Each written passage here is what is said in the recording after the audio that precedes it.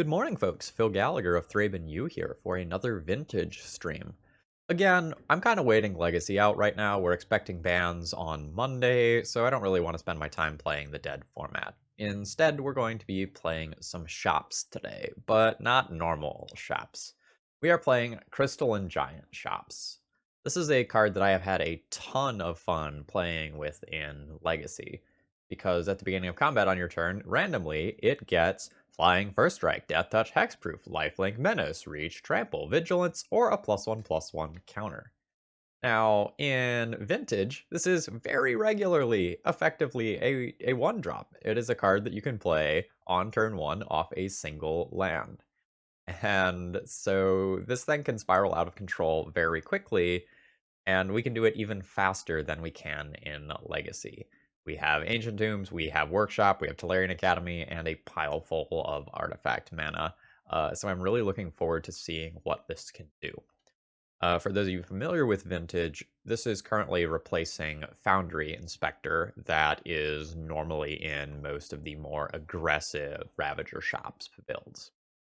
So Crystalline Giant will give you much more game against fair things that are happening in Vintage. This is going to be very strong against things like a Hollow One or a Tarmogoyf that normally is bigger than a lot of your creatures in the early game. And if we can throw a Cranial Plating on it, I mean, come on, who's not going to love that?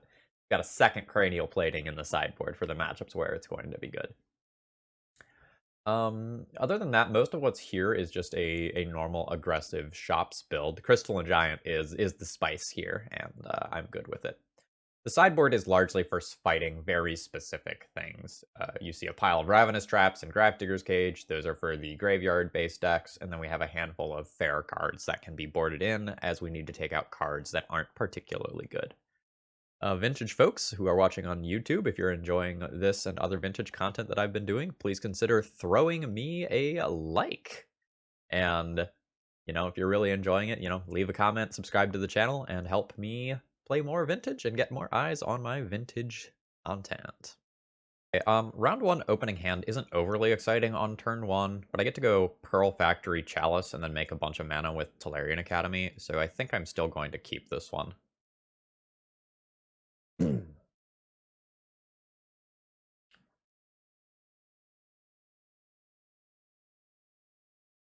Oh no. Oh, that's fine. Yeah, defense grid is good. That means my shit resolves.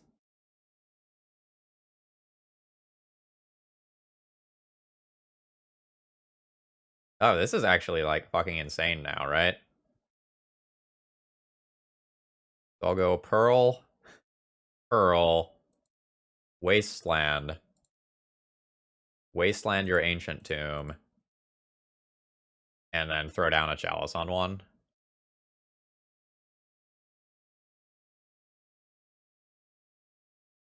Oh, baby. Oh, Fleet Wheel Cruiser or Mystic Forge first? Probably just Fleet Wheel Cruiser. Do I take the 5 damage or... maybe I just, resolve the Mystic Forge while I know it's going to resolve. I can kill my opponent any number of ways later. The thing about Fleet Wheel Cruiser now is that it's probably worth 5 damage next turn. But a lot of my viewers are never going to have seen a Mystic Forge in action before, so let's go ahead and do that. I don't know that I want another one of those.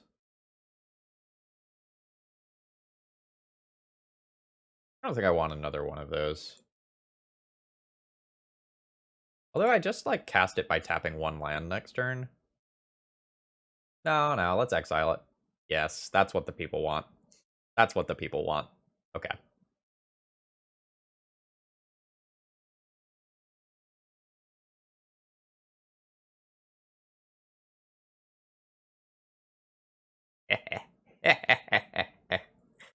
Okay.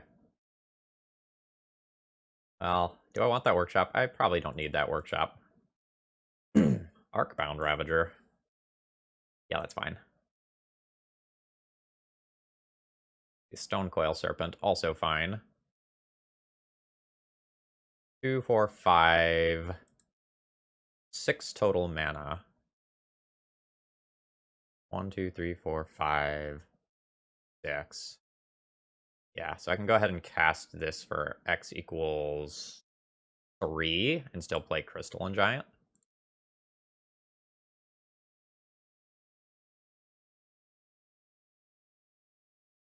I want to put the Crystalline Giant in play. It's probably better technically to, like, do the Ravager thing. Ah, yes. Reach.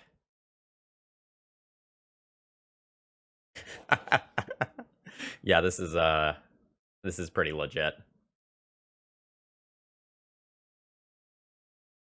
Ruby. Don't need Ancient Tomb. Revoker. Yeah, get in there, bud.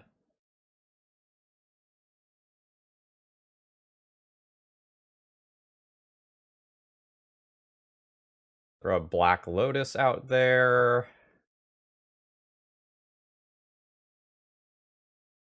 Play a land. Play a Ravager. 10 mana. Use 3 of it for a Trinisphere.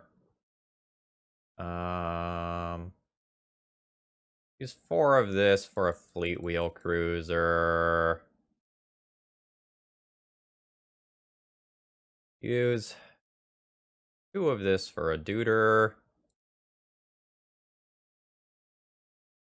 Ah, no, I can't. Yeah. Alright, my opponent's done with me. I was about to sacrifice my board and just lethal them, but I was having fun casting spells.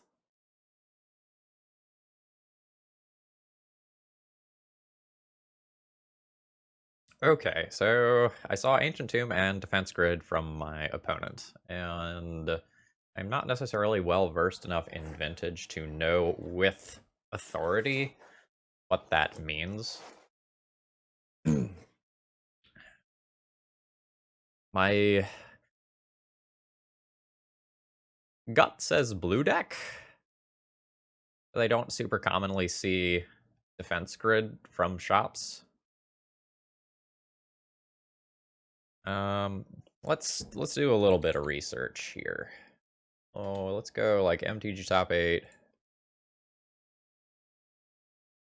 Do a vintage search. SDK, thank you very much for throwing out some gift subs. I very much appreciate it. All right. We're going Defense Grid in the main deck. Let's go like the last month here. So 1/1/2021 to 2/13/2021. Format, vintage, and search. Storm looks to be the most likely thing. Okay, cool.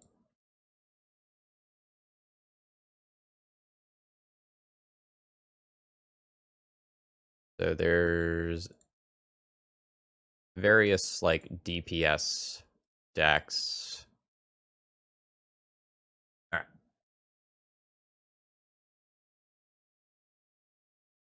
I don't know that I actually sideboard. Like, the things that are good against Storm are like the Spheres, the Thorns, the Trinisphere, and those are already in the main deck. I probably don't want that. I can just replace it with like Cranial Plating because that helps me clock more quickly. Oh yeah, SCK. That was one of the most filthy openings I've had in quite some time. Walking Ballistas are probably but I don't know that like Grafdigger's Cage or Pithing Needle are all that much better. Let's start here and adjust based on what I'm saying.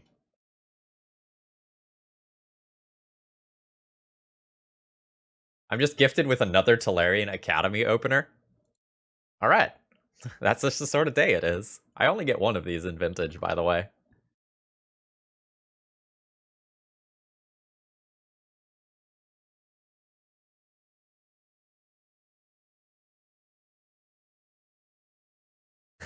Oh,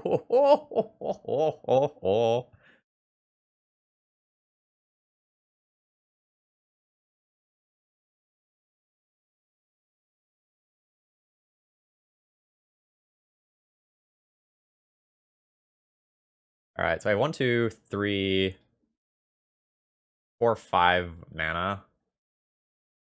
I can squeeze a 6th out with Tolarian Academy.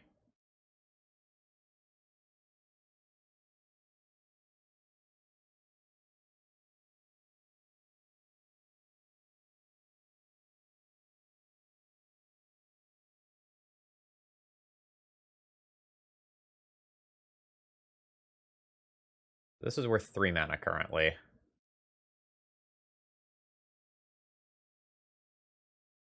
I don't know that I'm supposed to cast a Stonecoil Serpent for X equals 1. Just gonna go ahead and drop the sphere. Or no, I guess I can play for X equals 2. X equals 2 is probably fine.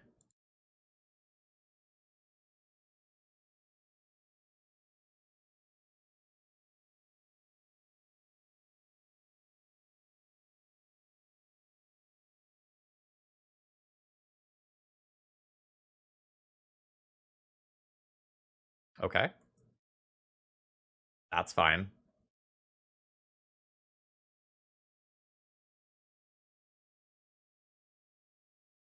Now I just have to, like, race my own Mana Crypt.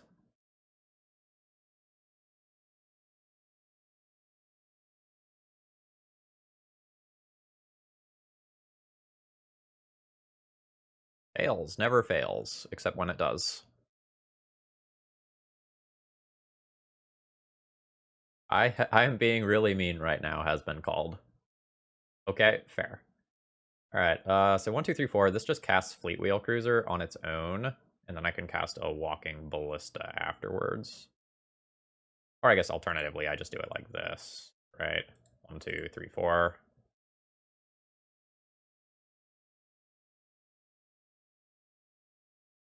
Oh, right.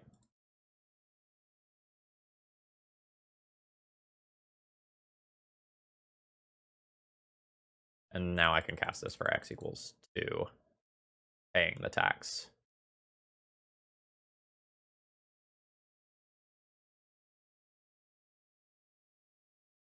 Yeah, my opponent is in trouble. They can still drop something crazy like a Serenity and, like, get me. But life's hard.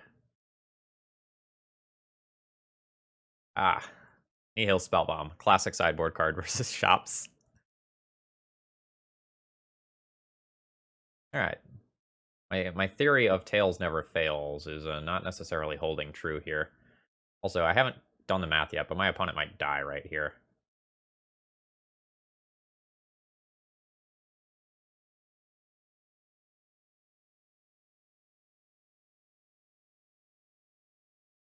Is crew 2? Yeah. So I sacrifice an artifact with Ravager, crew this, sacrifice these other things, sack Ravager to Ballista, and then crash in for lethal.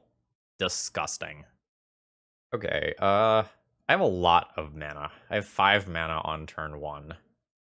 I can do turn 1 Fleet Wheel Cruiser, followed by turn 2 Ravager. But I'm not sure that this hand actually, like, does anything. Like, Super Ball Lightning on turn 1 is cool, but my follow-up plan isn't that good, and I'm going to be living off the top of the deck. I think I'm going to try to find a more balanced hand. That's not it. Eh. Nope. Yes. Alright, I get 4 of these. So I'm keeping...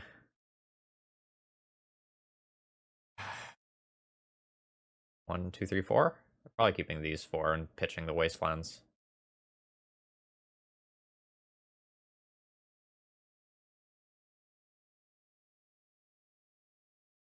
So this ends up being very similar to the first hand, but now I've mulliganed away 3 cards. Uh-oh. It might be my turn to get vintaged. Yes. Okay, this is fine. We have a good matchup.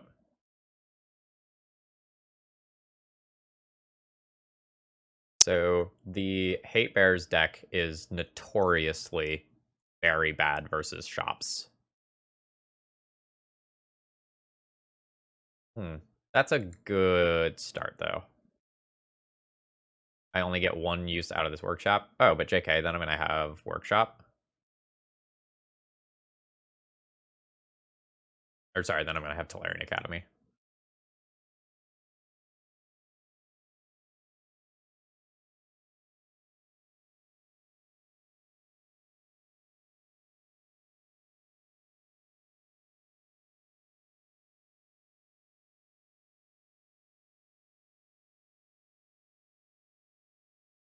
It's possible I should have played Sapphire, then Tolarian Academy, then Ravager, and gotten the Tolarian Academy wastelanded instead. But Tolarian Academy produces so much more mana as this game goes along. My opponent did misplay there. They're not supposed to wasteland on my turn. They can wait and do that on their turn with no consequences.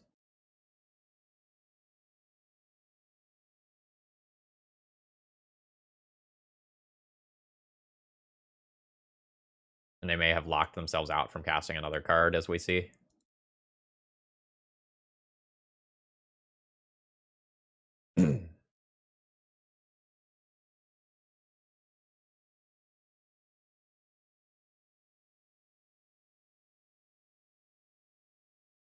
Alright, who's the beatdown? I can pump the brakes on things and, like, hold back Ravager. I can sacrifice a jet to Ravager to crew Fleetwheel Cruiser and make it so that Containment Priest can't attack. Or I can just crash in myself for 6. I think this turn I'm just going to go ahead and take the attack.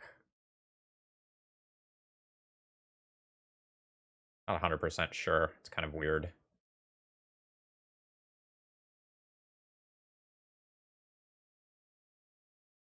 I think I'm going to attack with the Cruiser this turn since I don't have to crew it this turn. I'm willing to take 5 more damage in order to do that. And there's also a world where I just, like, sacrifice the Cruiser to Ravager and then also lose the Jet in order to take out Containment Priest in this cycle. We'll see, though.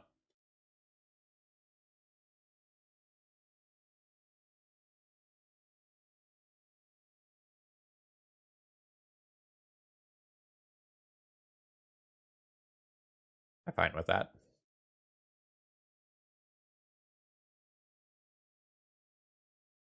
I don't really understand not attacking with both.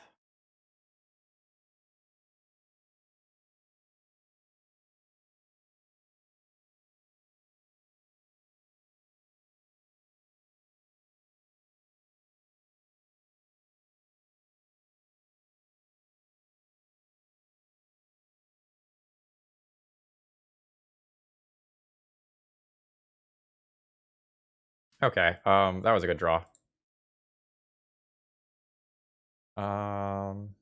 Is playing it for X equals 1 fine?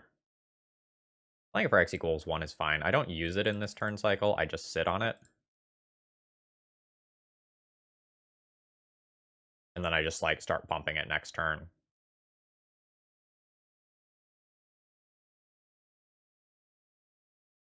I don't need to get to aggro here. Like, my opponent's missing land drops, they're not playing cards. I can just very easily take 3 this turn. Ooh, not bad.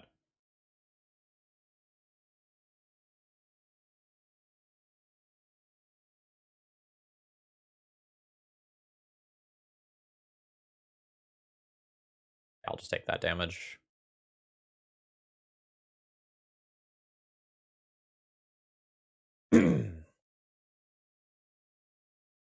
Or will I? I could just, like, say my board beats your board and just block with Ravager and sack the Mox to it, and then I have a giant walking ballista afterwards. Yeah, let's do that.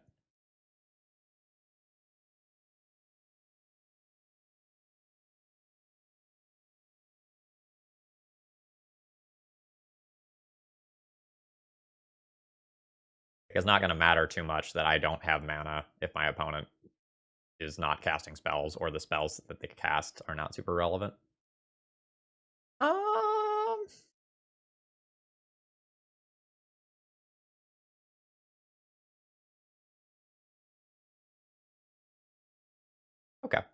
Resolves. You have to name Ballista.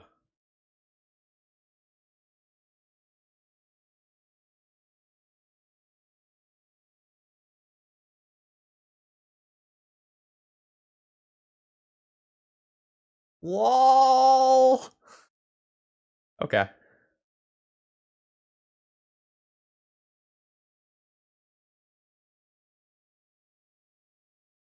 What an insane draw.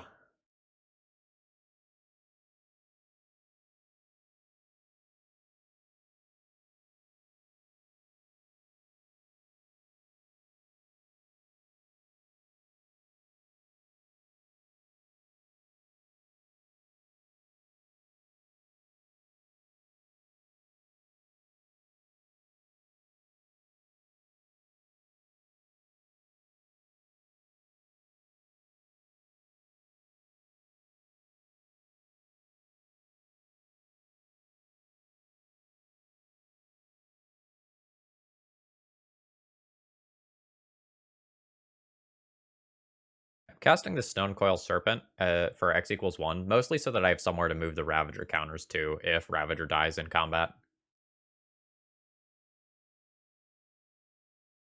Alright, I can only make 2 mana this turn, so Fleet Wheel Cruiser is no good.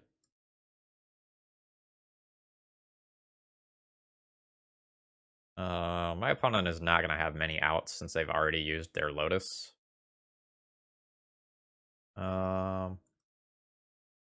Not bad. So they target Ravager. I will sacrifice Ravager. Yes. We'll use this ability. And this has Trample, and that means that my opponent is dead. Oddly, their line was supposed to be use it on the Stone Coil Serpent, and then they chump block the Ravager since that doesn't have Trample. That gives me back the Stone Coil Serpent, which is a 0/0, and gives them another turn to answer Ravager. Okay. I want Wormcoil Engines, and I'll play some amount of, like, Needles, Ratchet Bombs, and Cranial Platings to fill out my cards that aren't good. So, like, Trinispheres aren't great, Thorns aren't great, Sphere of Resistances aren't great. All I'm looking to do is just, like, play cards, and my creatures are going to be bigger and better than my opponent's creatures in most cases. So I want to sub those 5 cards. So, or sorry, those 7 cards. So these are the Slam Dunks, and I can Pithing Needle Wastelands. Or every once in a while, something with an activated ability shows up on the other side of the battlefield, too.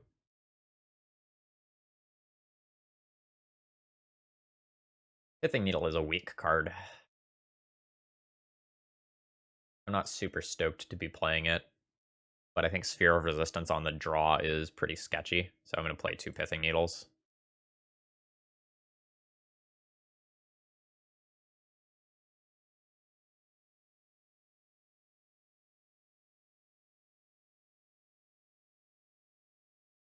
This is a fine hand. I have a lot of fast mana. I'm going to keep this. A Thalia style effect on turn 1 will be pretty good from my opponent.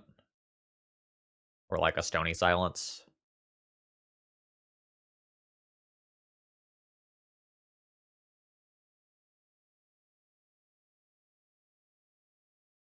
Okay, so they have like a pile of removal or something.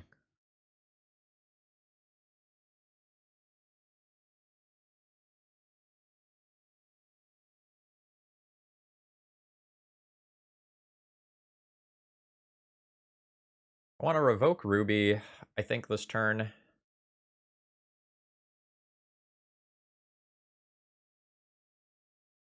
1, 2, 3, 4, 5 mana. I can revoke Ruby and then play an X equals 3 Stone Coil Serpent.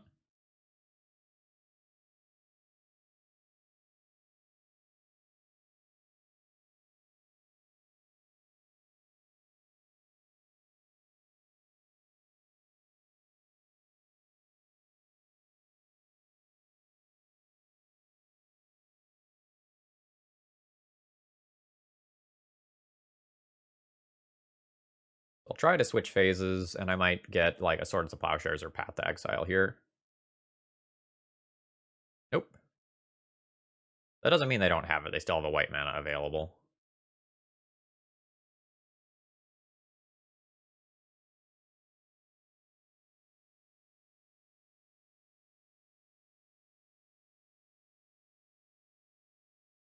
It's going pretty well.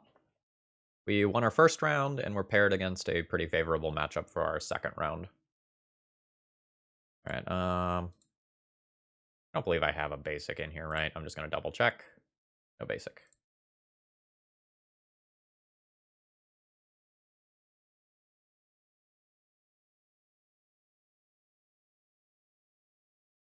I wonder if my opponent has something like a Palace Jailer. Like, I don't know why their hand was a keep if their turn 1 is just Path to Exile. Alright, Tails has lost me every flip so far this game.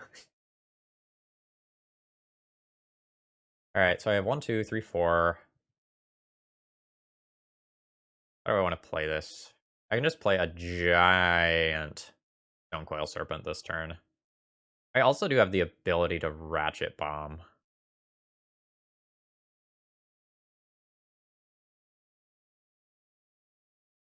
And just, like, trade my artifact mana for their artifact mana.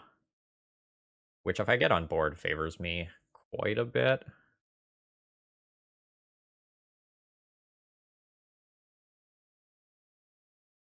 I think I'm going to start with Fleet Wheel Cruiser.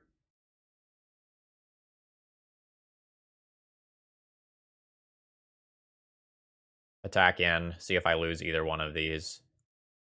If I don't lose either one of these, I probably Ratchet Bomb away the artifact mana in my second main phase.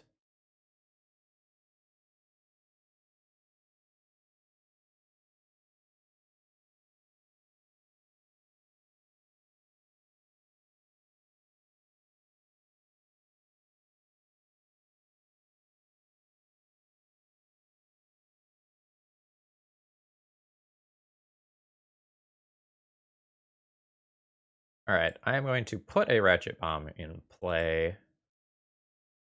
But I want to use my artifact mana next turn to cast a giant Stonecoil Serpent.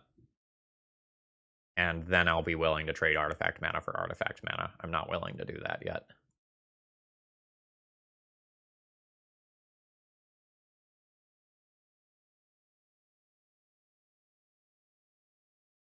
Yeah, that's fine.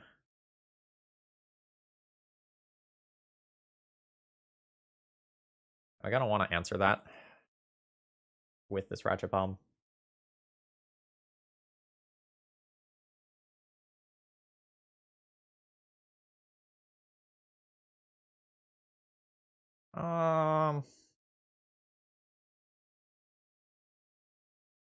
Maybe if I lose the mana crypt flip, I'll want to answer that, but like the Stonecoil Serpent has reach, so I don't get attacked in the initial turn. I think I'm just gonna take that. Alright, Tails never fails, except for the 4 times in a row that it has. 5 times in a row that it has.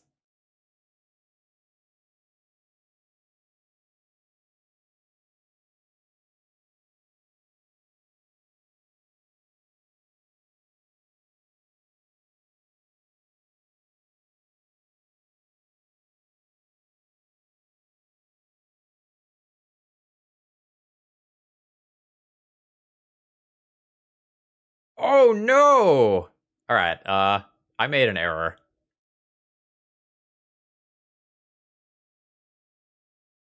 That's what game 3 is for.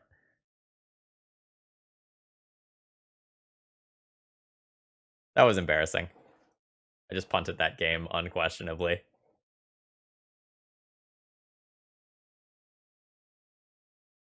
Yep, okay, that happens.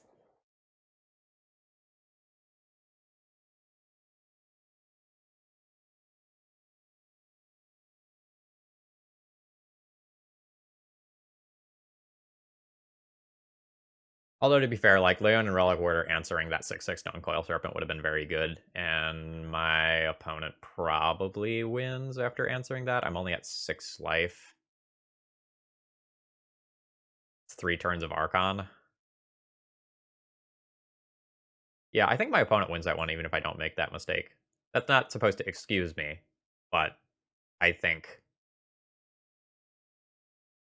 I was losing anyway. That was just a boneheaded, like, I'm streaming mistake.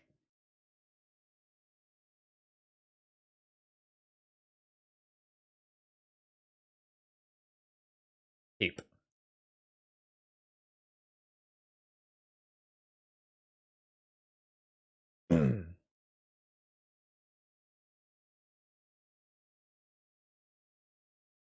So I have 5 mana on turn 1.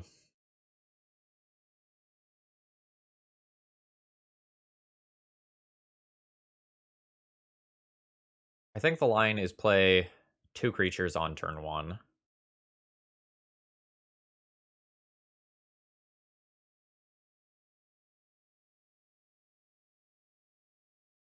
One of them is Crystalline Giant.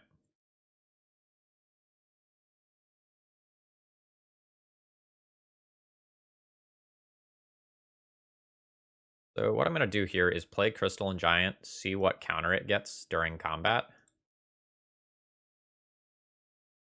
As reach.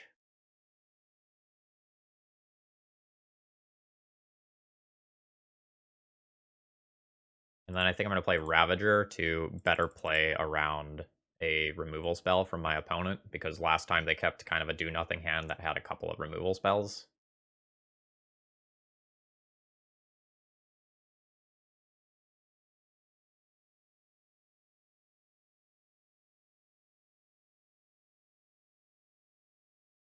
And I almost revoked Black Lotus Blind, too. That's unfortunate.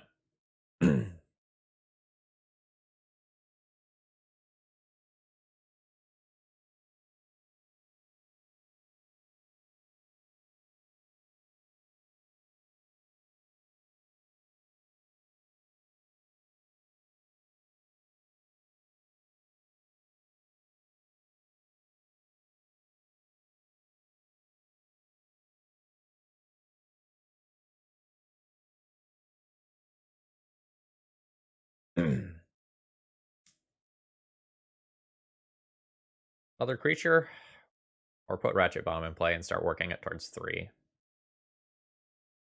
Probably another creature. I don't want to lose out on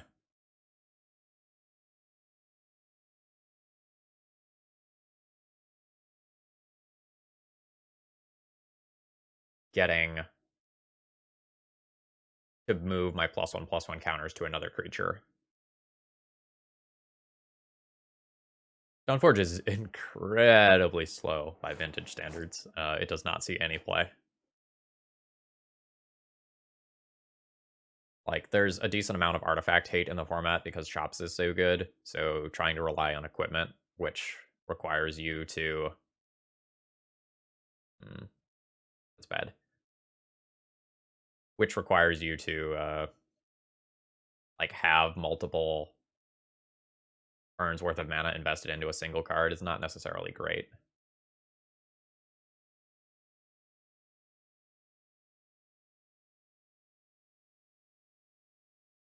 I'm in bad shape here. I think I'm just going to hold back.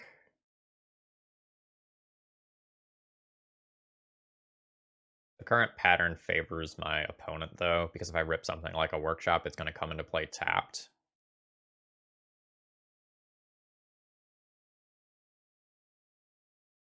And so I don't just get to do something like Cranial Plating Equip in a single turn cycle.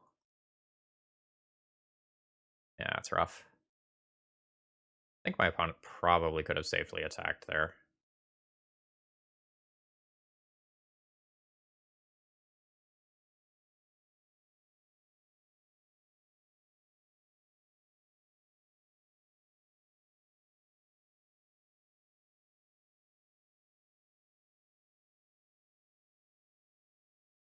Oh, we're going to lose to that. That is the card that I beat to help, that I play to help beat Shops. Notably, I think they picked the worst target on board to put that +1/+1 counter on, though.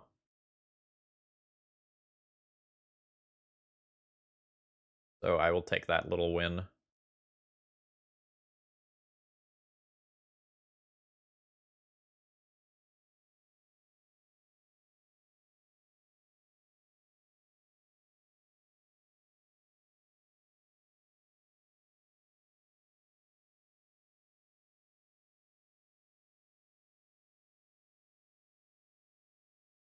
So I think having the larger body in the air that can start attacking in, or the larger first striker that can help deal with some of the worst case possible scenarios, like I think those things are way more important. Yeah. All right. This Ratchet Bomb is going to be sick if I live long enough to make it happen, but that is a big if.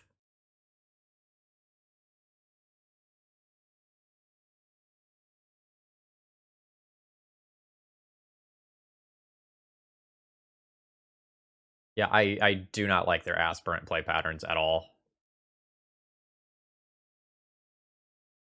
Like, they're playing around a ballista by, like, moving these +1/+1 counters elsewhere, but I can only cast a ballista for x=1, like, if this is revoked. Yeah, I don't like it. Like, what they're doing is going to be good enough. I'm going to lose to it. But I think they had better aggressive and defensive lines available.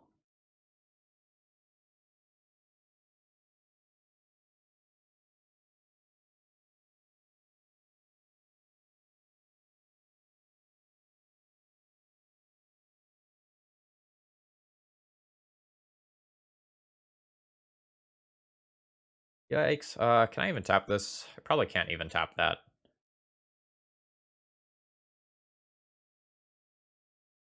I also think I'm already dead. I'm going to take 4 from Archon, followed by 5 from Archon. So my land entering tapped means that I'm probably deterministically dead.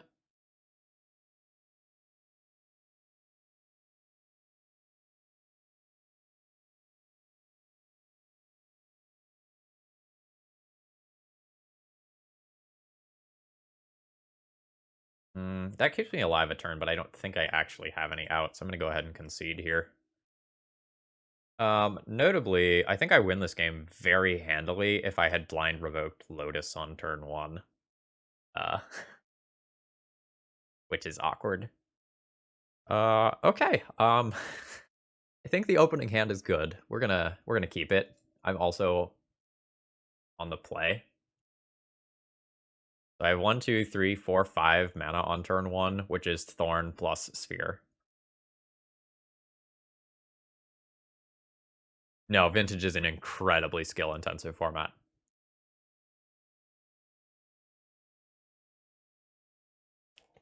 Like, sometimes you get vintaged, and you just have to accept that. But the vast majority of the games are really intricate.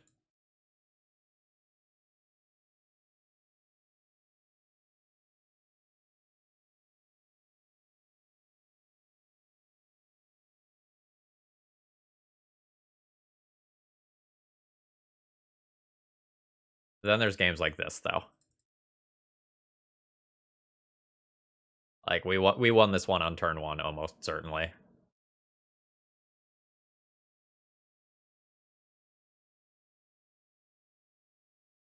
Well, Reaple Cheap, using an example from the last game, like, I had the ability to go and play around the worst possible case scenario, right?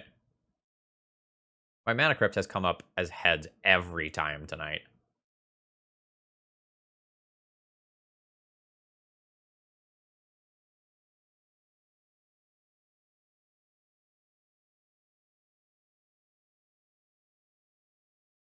But I chose not to. I took a more generic line instead of, like, the most risk-averse line. And that was a decision that I made. And then I got punished for my decision. And that's okay.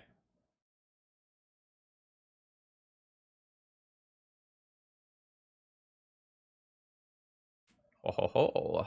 Black Lotus, you say?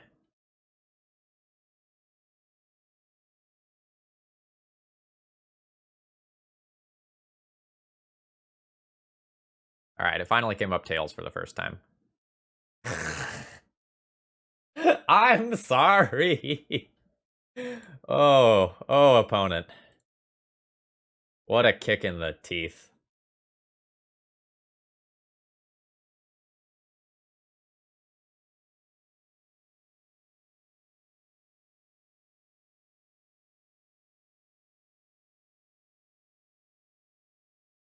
I have 6 power on board with 2 sphere effects.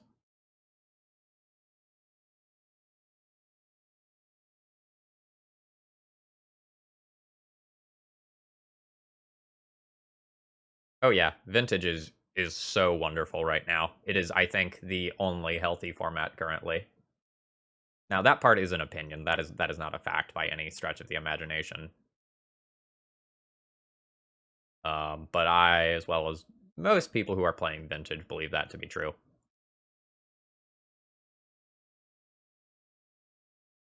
Excuse me? Just another sphere?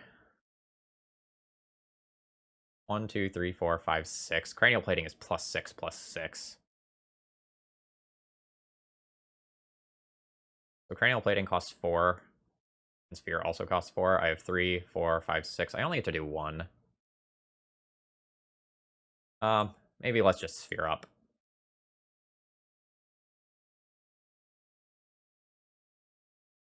It's hard to lose the game with 3 spheres in play.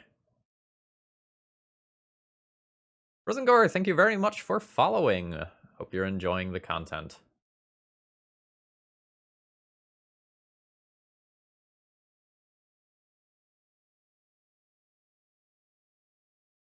That is a 1/2 Tarmogoyf, I believe.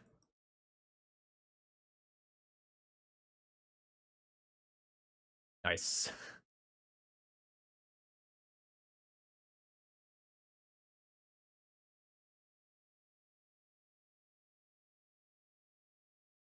Perennial plating. We're going to equip that to Stonecoil Serpent. Stonecoil Serpent is now a 12/4.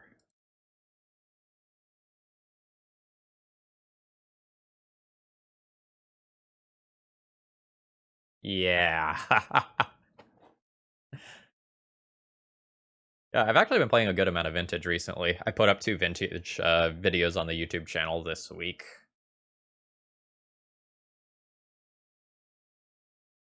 So my opponent is probably playing like some sort of like Bant Archon style deck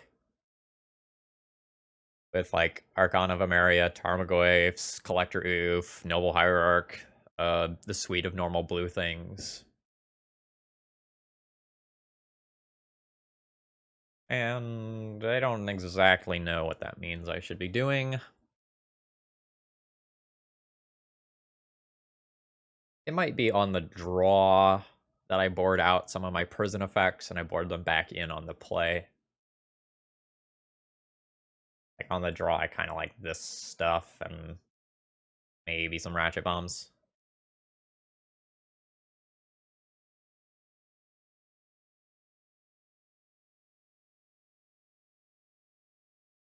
Yeah, like I'm not exaggerating when I say this at all. Archon is incredibly good in Vintage. Like often prompts concessions immediately upon resolving levels of good.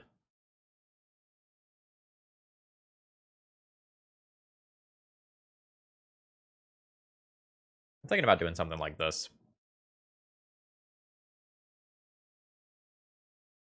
Crystalline Giant is a playable Vintage card. It is not a stock commonly played thing because Dak Vaden stealing it is a disaster, but it's very strong.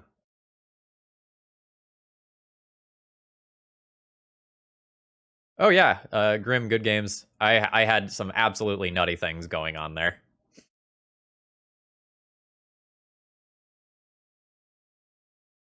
I I don't like these spheres on the draw. I think I'm gonna play 2 Pithing Needles for Planeswalkers. And then on the play, I'm not gonna play the Pithing Needles. Well, Executor, all you have to do to make Crystalline Giant broken is keep it alive. But that is sometimes a bit of a problem. Excuse me? Is Turn 1 Wormcoil Engine just, like, fucking allowed? Keep.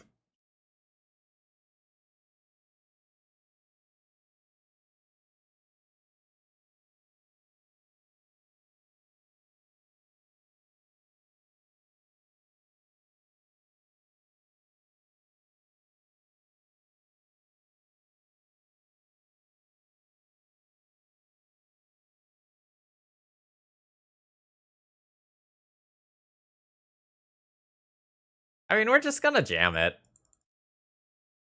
Like, oh man, no swords. Nice! Play your Collector Roof on turn 2, see if I care.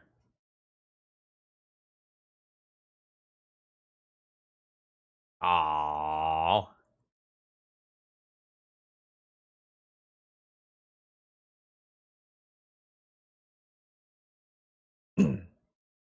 Good god. Okay, 3, 4, 5, 6, 7, 8 mana available this turn.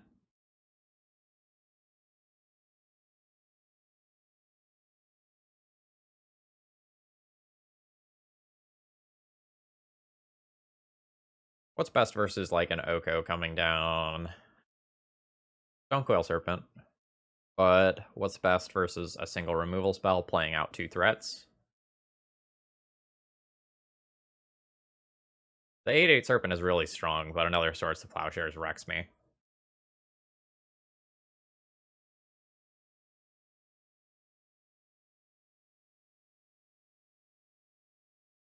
I think I'm going to diversify here.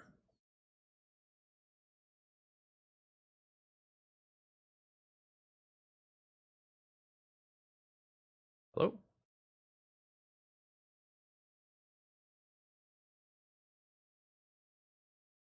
Oh, no, not that one. This one. I actually probably should play the Ravager first. I don't get punished for my error, which is nice.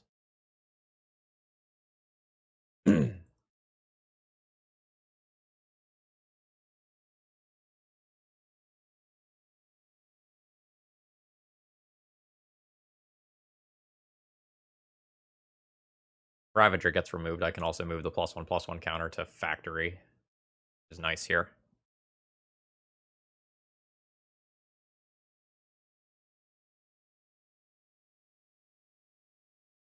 Alright, that's a Collector Oof. I have to make decisions about what to do with Ravager right now.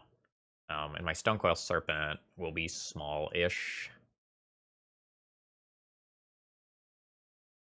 I can't crew Fleet Wheel Cruiser anymore, so I'm just going to eat that.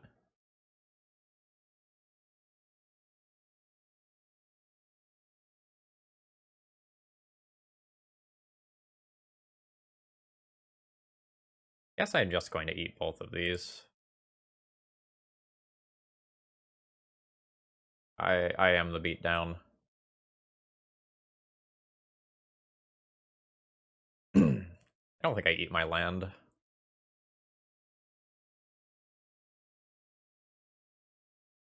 Miss and Ive, thank you very much for following. Oh god, that's good.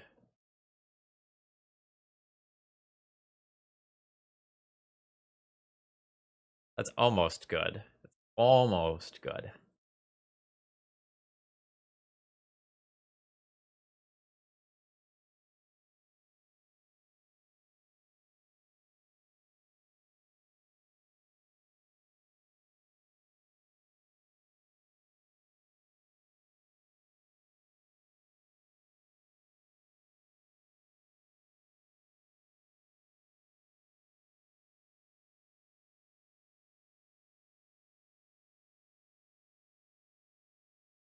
Ooh, that was a reason to not play out my Stonecoil Serpent pre-combat.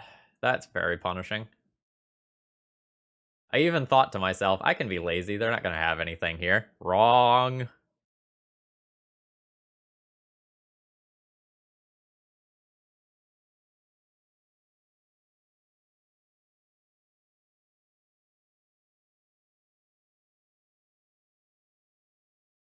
Yeah, so I probably just missed out on 4 damage last turn, which is super relevant.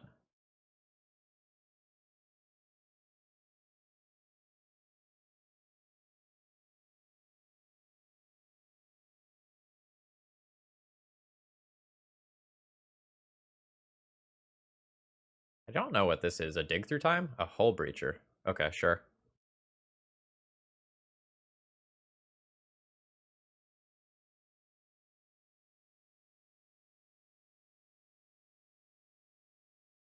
I think I'm dead here.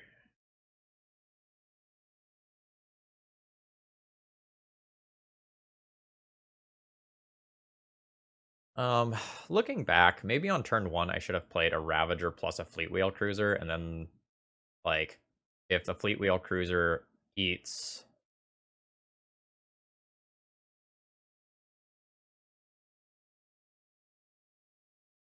I'll take this.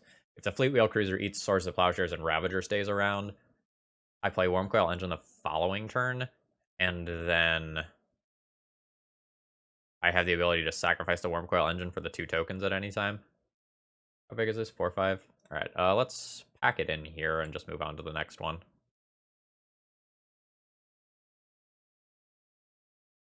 So when I'm on the play, I don't want these Pithing Needles, and I want some number of my sphere effects. I don't know the exact number.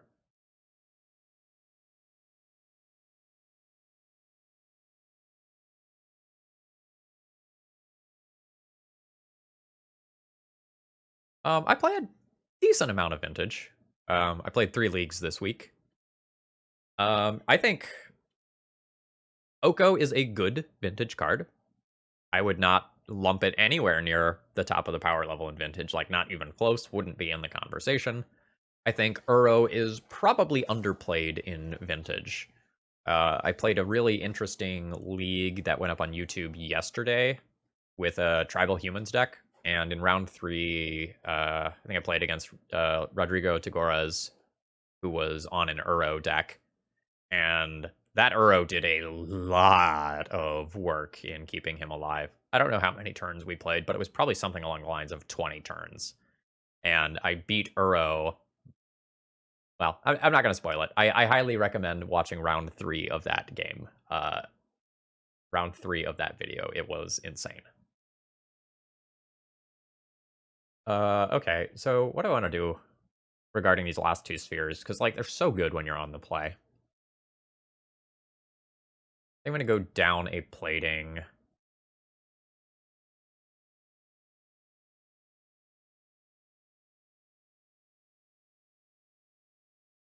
This is an out to Collector Oof.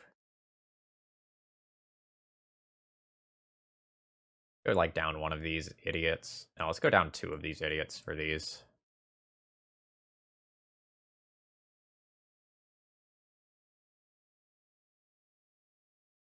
Yeah, that's the thing. Like, in Vintage, everybody gets to do the broken thing. And so it doesn't matter if you're doing something that's really, really strong, because everyone is doing something that's really, really strong. I have 3 mana on turn 1, which is probably Crypt, Wasteland, Stonecoil Serpent for X equals 3, and on turn 2, I can go Academy into Mystic Forge. This is a hand that's going to be good against Swords to Plowshares, but bad against Force of Vigor. I think I'm going to keep this. Like, Tolarian Academy is really good when paired with Mystic Forge.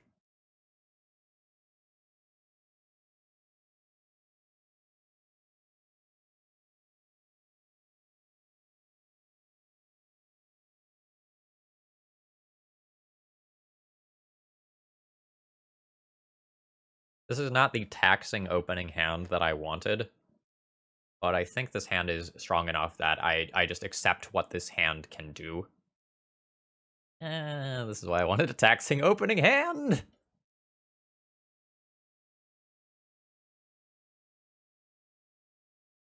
Alright, well, my Wasteland getting Wastelanded is, like, totally good for me.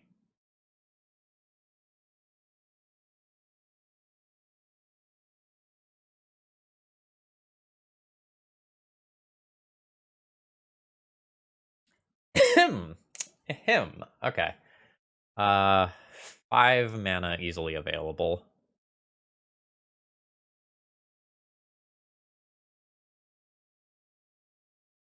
I think I just battle.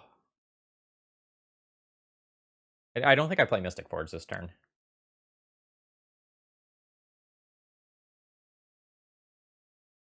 I don't want to lose the Mystic Forge to Force of Vigor. Like, I feel very, very strongly about that.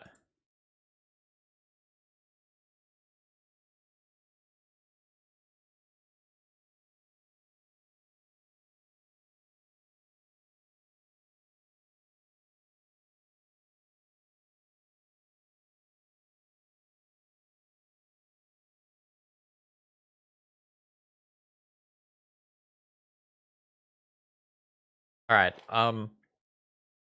I want to say this in a way that's productive, not in a way that starts an argument. I do not think the average vintage player is particularly good. I think a lot of people treat vintage as a format that they play for fun rather than a format that they play to like grind and play at the absolute highest levels.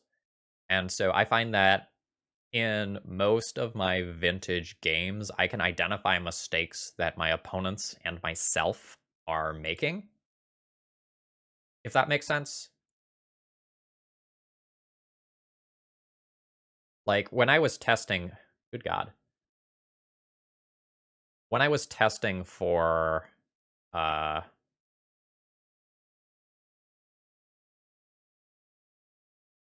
the big online event that I'm totally forgetting. When I was testing for Eternal Weekend, I felt like I picked up a strong understanding of the format relatively quickly,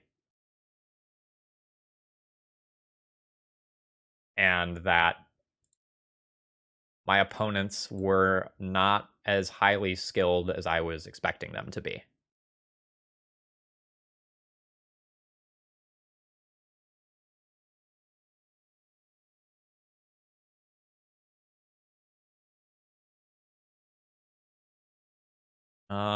How do I feel about that Wormcoil engine? I probably just keep that there.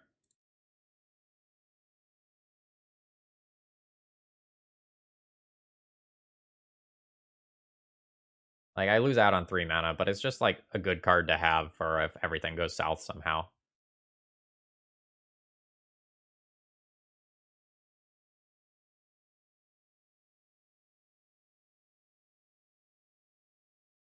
Like, when I play a Legacy League, I feel like my average opponent is a very good Magic player.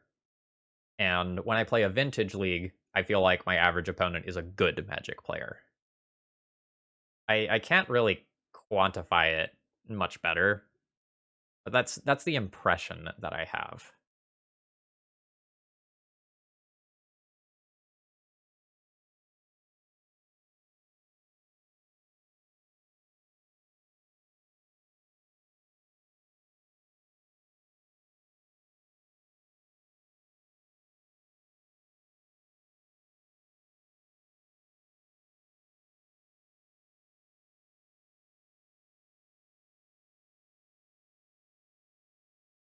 Nice.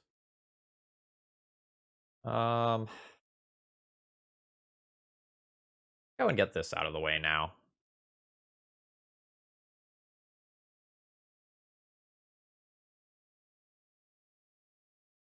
I know that was something I'm going to want to do.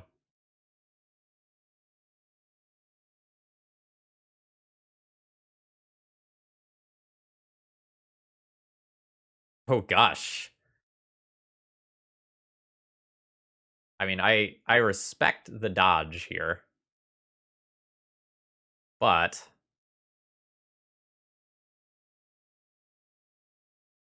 yeah, something like this is likely going to happen, and that leaves my opponent with like nothing.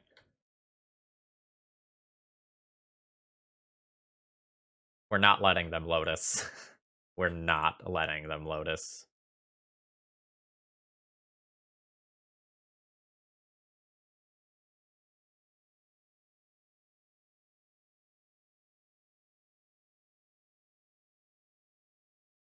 Yep, okay, that's fine. Um don't need to tap Tolarian Academy for mana now, although I'm gonna end up tapping it for the same amount of mana, so I guess I will tap it now. And this is why I played the second Revoker on Lotus. This is mana neutral. Don't want to draw that. I'm going to play the Wormcoil engine that's on top of my deck instead of the one that's in my hand. What a wealth of riches.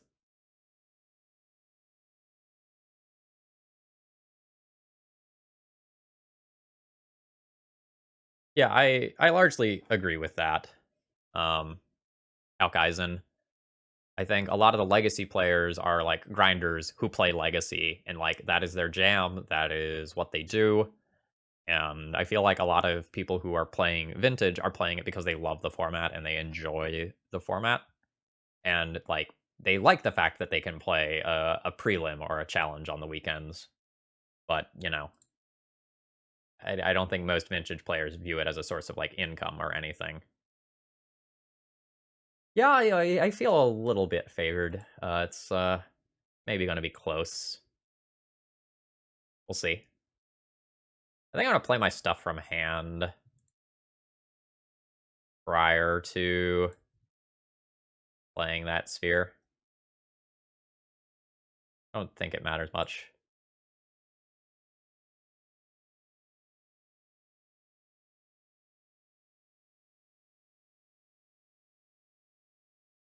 I think we're in garbage time where I can click on my cards in any random order and I win.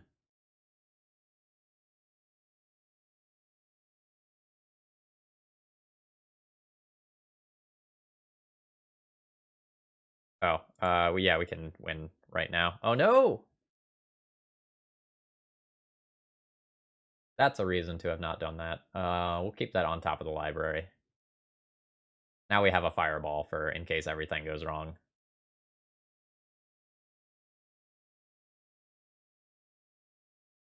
Yeah. Yeah.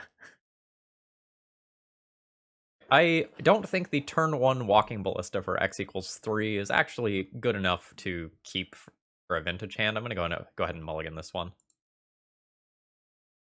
We're a mana short of this being a great hand. Why have you forsaken me? Okay. 4-card hand. Mox, Soul Ring, Sphere, Wasteland? Yes, can someone please link Bryant's channel for me? That's totally fine.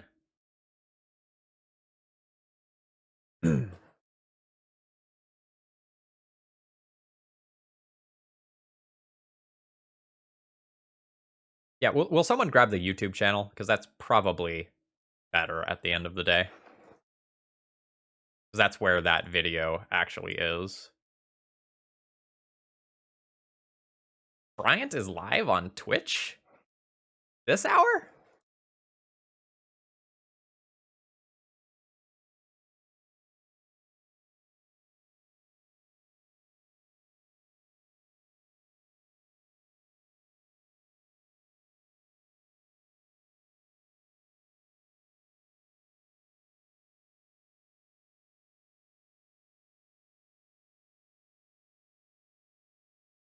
Alright, I'll do it. I'll grab his YouTube link.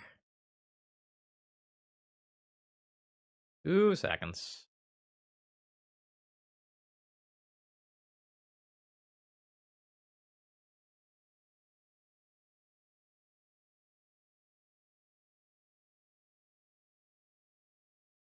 That'll get you there. That's not like the sexy named link or anything, but that one works. Okay, the good news is I found a win condition.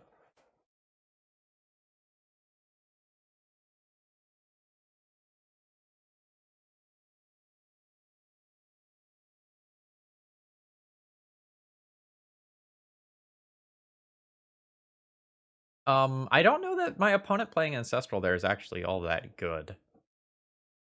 It's very possible they were supposed to wait until my turn. Well, alright, prove me wrong. I was about to say, because it's likely that they have to discard at least one card there.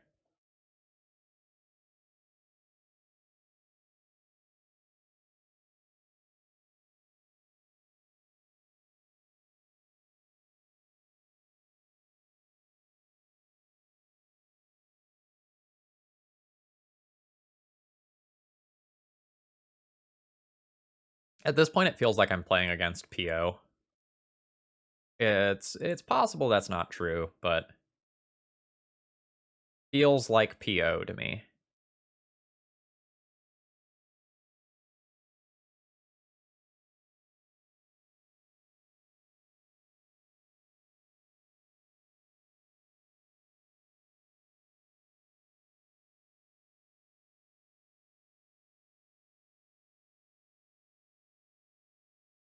Yeah, vintage mulls to 4 are surprisingly competitive because in the blue decks you can keep a hand with Ancestral that bails you out, and in the non-blue decks you can keep things like Bazaar of Baghdad and Mishra's Workshop and like Soul Ring, Tolarian Academy that are really worth more than one card in and of themselves.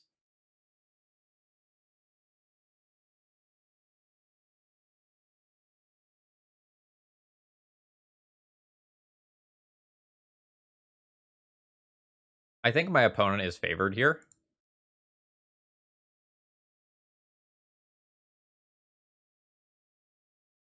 but we'll see.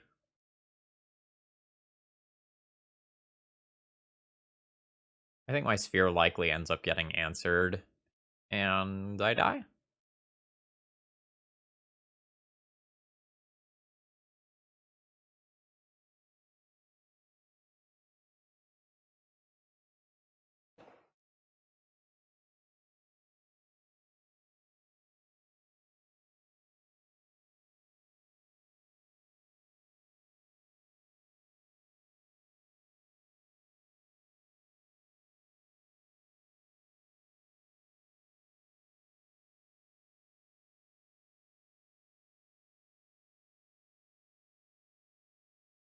Are we just playing against a bug control deck after all this?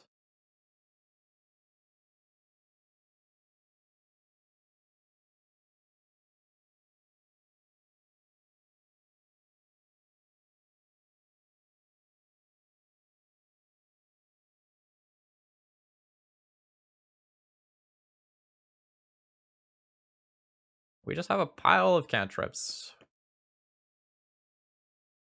My opponent's not taking actions, which like could mean they are combo and like this sphere is doing a lot of damage to them, or it can mean like they're sitting on a hand of counter magic now, and like they're just like not castable cards.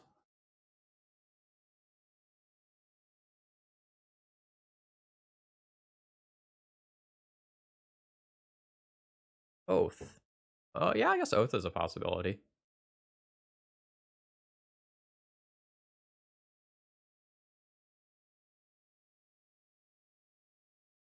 Oath play Tolarian Academy though? Well, I guess like by similar logic, like Bug Control wouldn't be playing Tolarian Academy, right? Because they only play the on-color Moxen, and we see a Pearl here.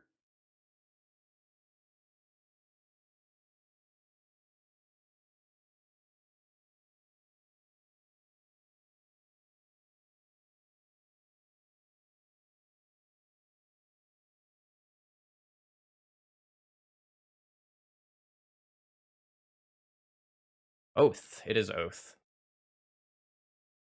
This shuffles in, right? All right, so their good cards are back in their deck. We're playing against Oath. Ravager? Hello!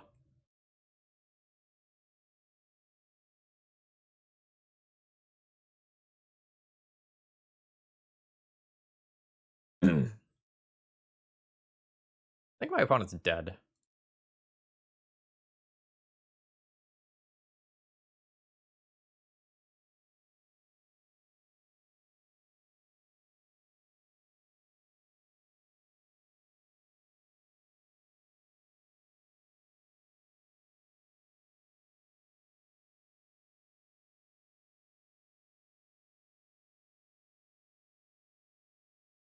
All right, so I have 4, 5, 6, 7, 8. Do I want all this damage now? I probably want all of this damage now. Then they can't fetch, and Mana Crypt also potentially kills them.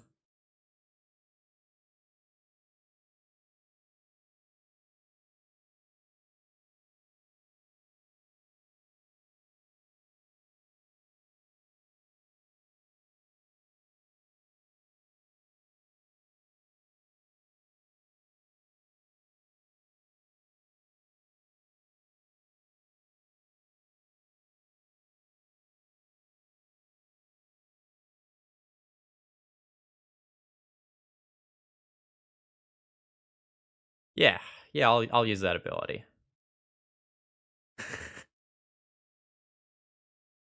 All right, opponent's at 1. Mana Crypt might kill them. A fetch land kills them. Force of Will is no longer live. Ooh. So I made the call that they were actually going to be Oath after seeing the Gaia's Blessing, and then they played PO. Which is awkward and means that my Sphere was doing a lot of work. Huh. So they are a hybrid combo deck. They're putting that Mana Crypt back. Well, I guess like they've just got to go for it this turn.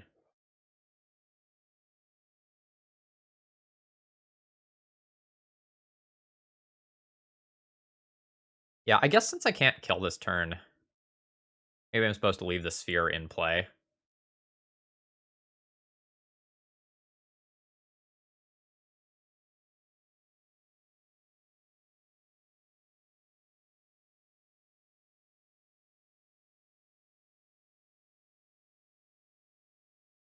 Alright, Tinker, I guess gets something like a Bolas's Citadel. Do they have that? Otherwise, it just gets a Sphinx, which is still pretty darn good. It's a Bolas's Citadel from 1, though, so, like...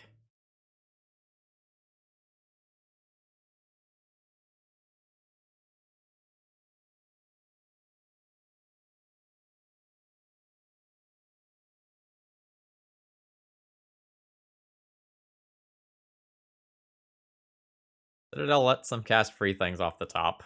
That's about it.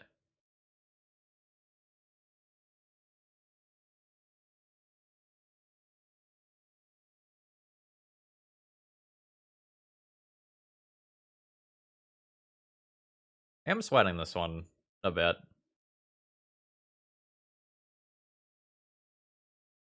That was a paradoxical outcome. I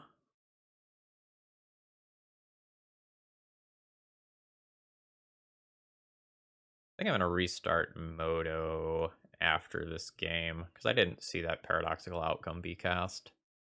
Wonder if I'm starting to get some lag.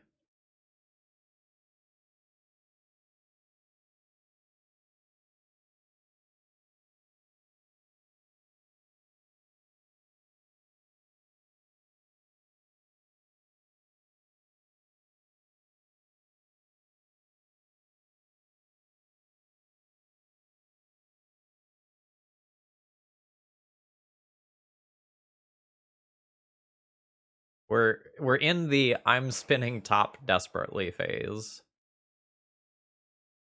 So I think I get this one.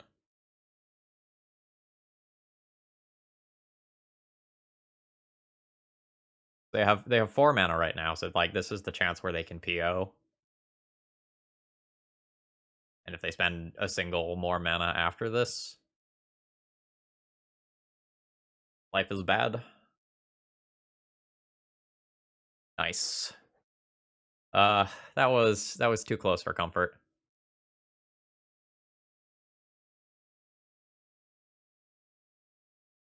Yes, turning off fetches and Bolas's Citadel also not being able to play a single 1-drop might have been relevant.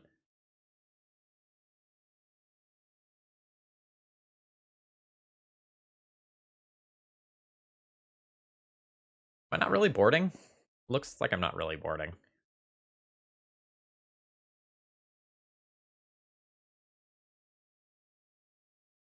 I could Ratchet Bomb.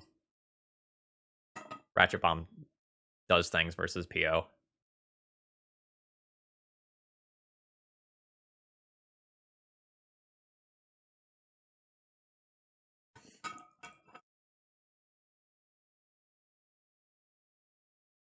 Yeah, I think I'm going to play Ratchet Bomb.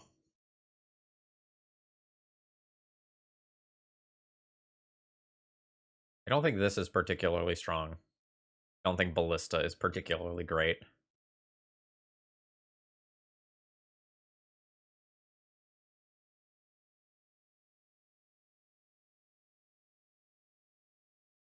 Good morning.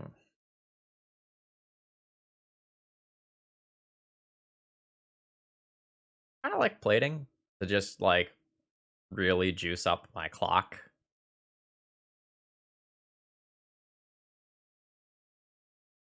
Maybe trim 2 of these.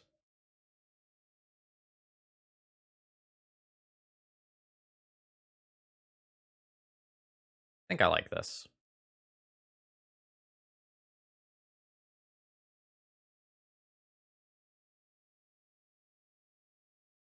Yeah, I think a lot of the things that are currently legal in Legacy fall into the category of, like, they're totally fine by vintage standards, and they're just, like, a little bit too far beyond what's acceptable for Legacy.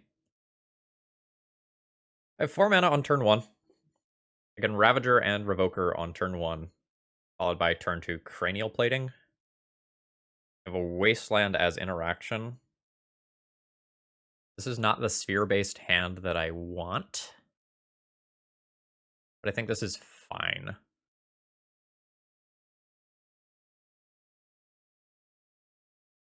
Like, at the end of the day, sometimes you need to keep an aggro hand. And I think that's what I'm doing with this. If I get to revoke a Mox on turn 1, this hand is totally fine. Or if I get to Wasteland my opponent on turn 1, this hand is good. Holy mana, Batman.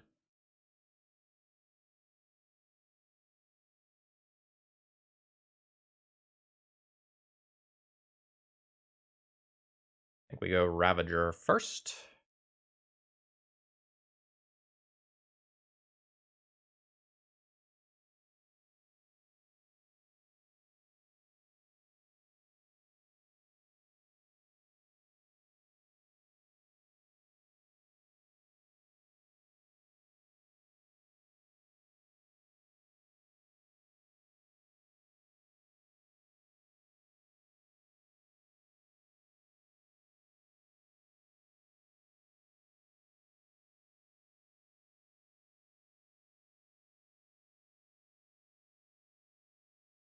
Nature's Claim, targeting Revoker. So that becomes Ravager food.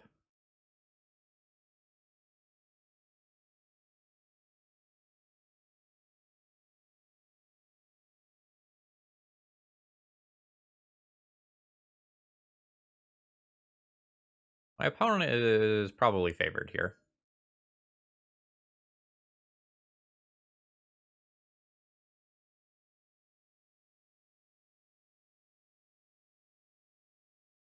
Yep.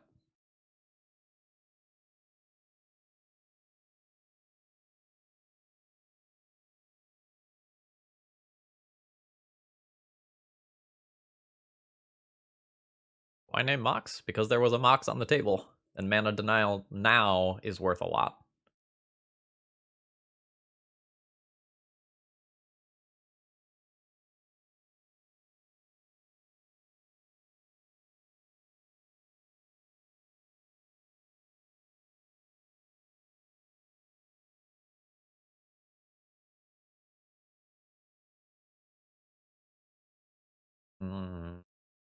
Colossus Citadel plus top is really good.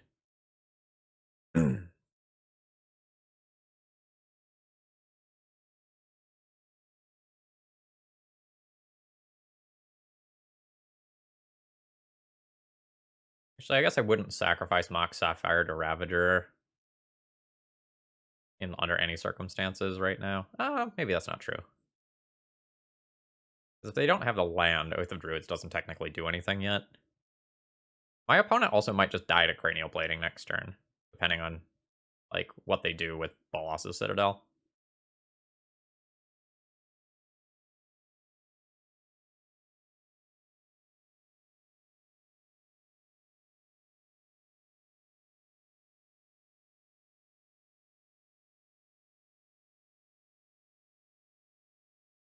Rob, thank you very much for your continued support.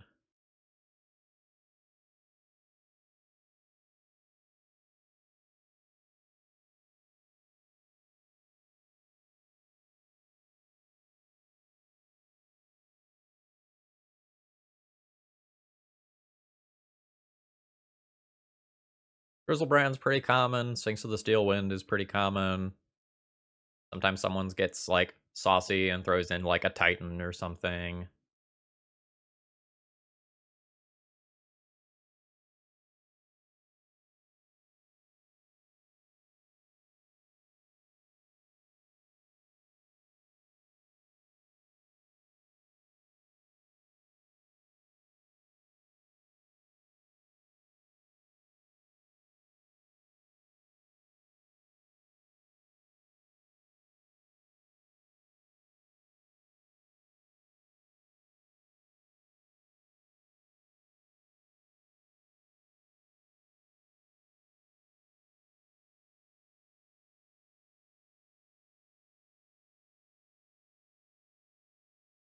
Oh god, Time Walk. Time Walk is a hot dog. That means that I probably need to sack Ravager to itself here.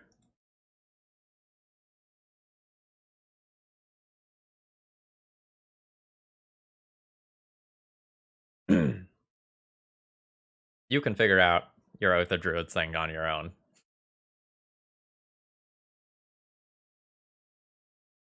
I'm not. I'm not letting you Oath on my watch.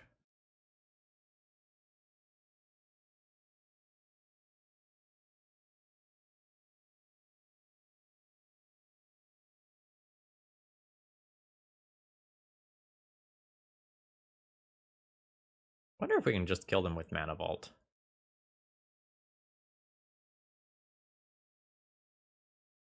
Like, how good are they at killing me if I don't provide the creature for them? Huh. Also, Fleetwheel Cruiser. Ah, fuck. Fleetwheel Cruiser off the top is pretty sick.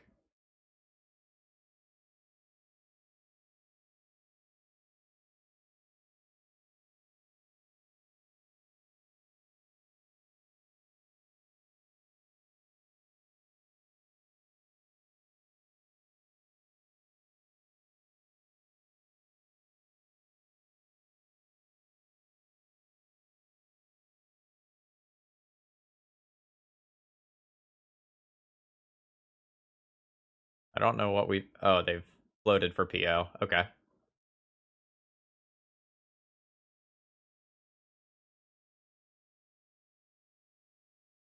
You know, if they lose just a touch more life, the +1 damage of Cranial Plating could win me this game.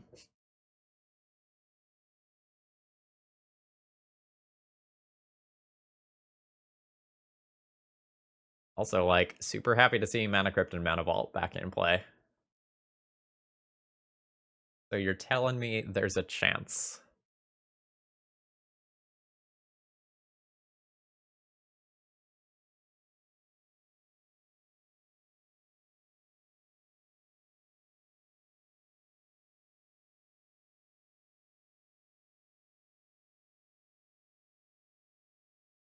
Oh, nope, another PO. Maybe not a chance.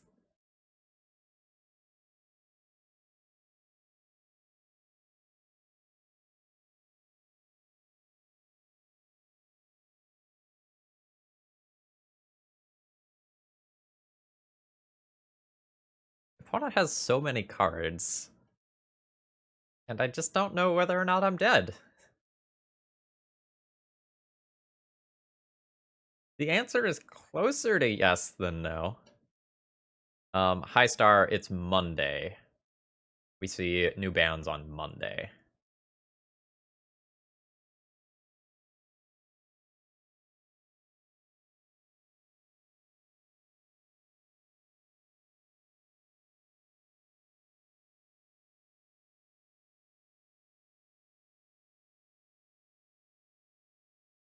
Oh, I'm so close.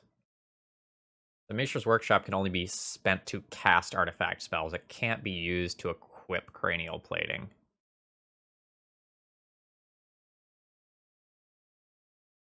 Or to activate Mishra's Factory.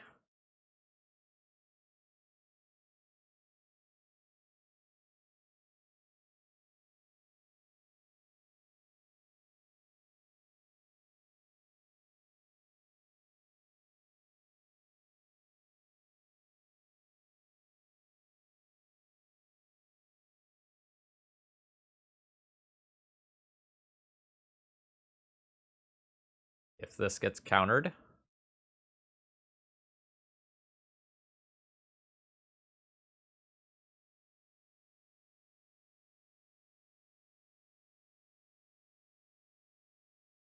does get countered.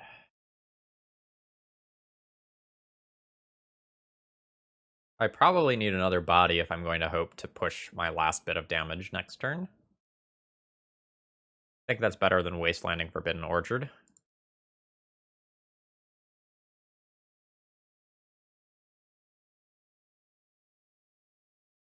Ooh.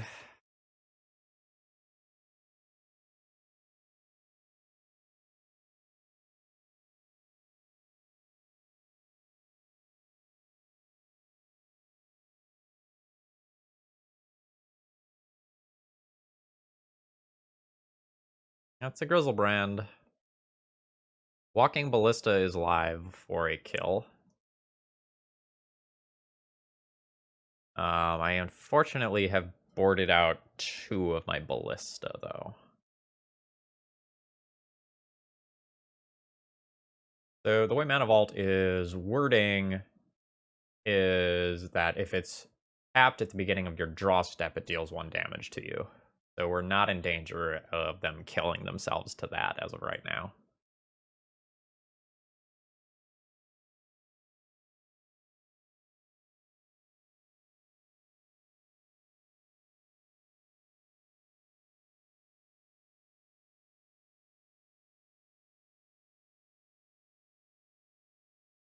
Yeah, I'm not 100% sure, but generally speaking, I think we're on Ballista or Bust. Now they probably just like get a Force of Will to protect. Oh no, Time Walk is back in their deck, isn't it? No, Time Walk is still in Graveyard. It's a previous game that they shuffled it back in.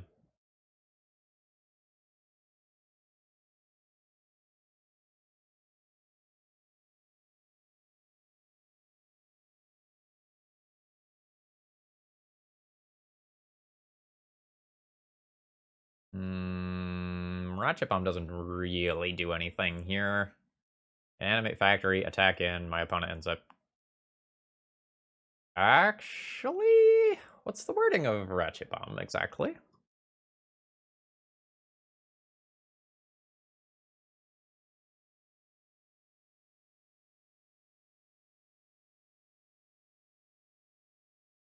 So there is an out where my opponent misplays here.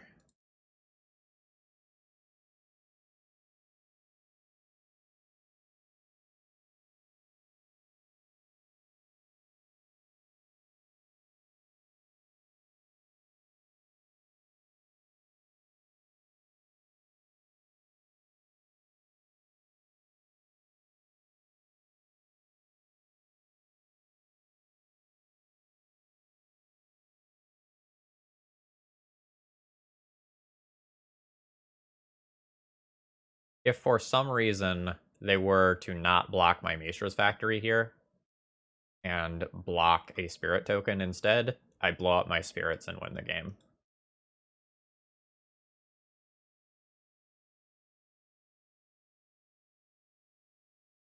Holy shit. Holy shit. Holy shit. Is this real fucking life right here?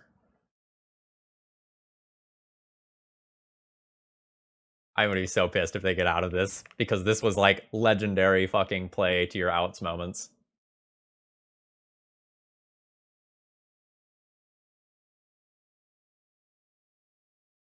God damn it. Ugh. That was one of the coolest fucking things I've ever done. And it didn't get to happen.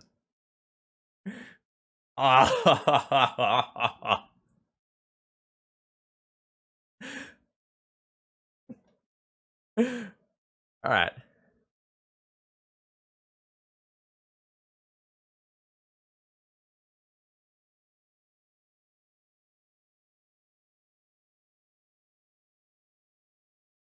Um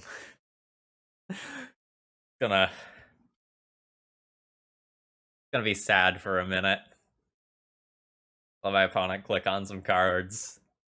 Weep openly.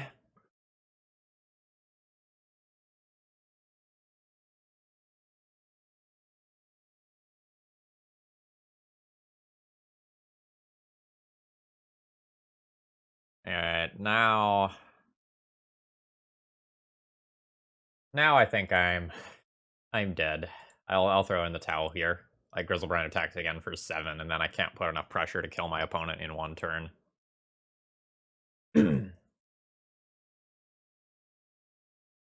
Alright, do I want Grafdigger's Cages on the play?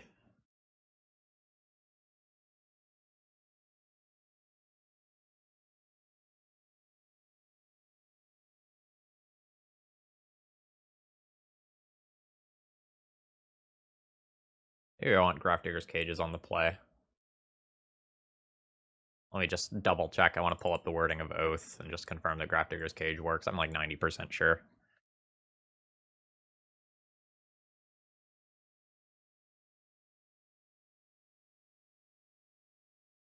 Yeah, they're revealed from the top of the library, so they're still in the library. They're not in an intermediate zone.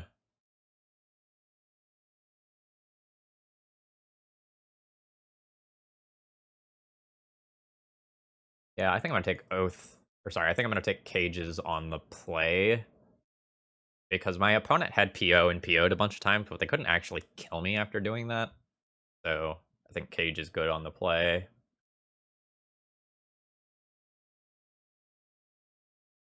I think my Ratchet Bombs are a little worse on the play. Like, they still do things versus PO. I don't know that I want them.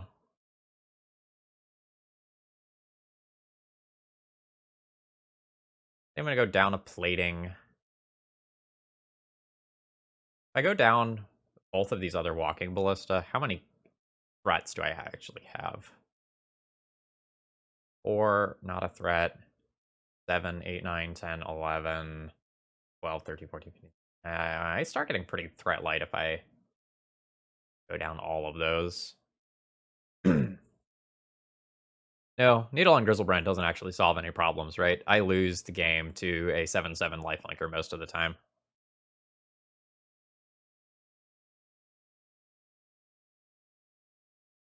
I kind of want one more threat in the deck. Like, having a body that can crew is pretty important. I think I'm actually going to go down the plating and just keep one more ballista.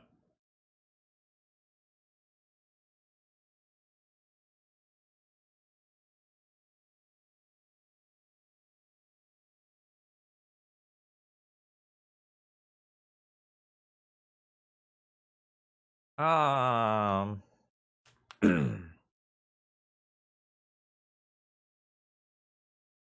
I don't think this is a keep.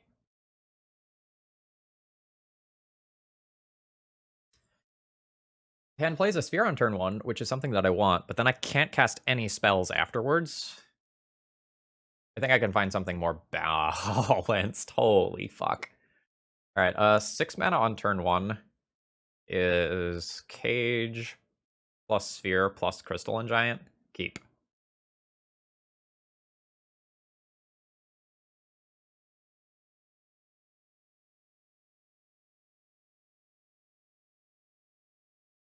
Sphere has to come last if I want to cast all of my spells.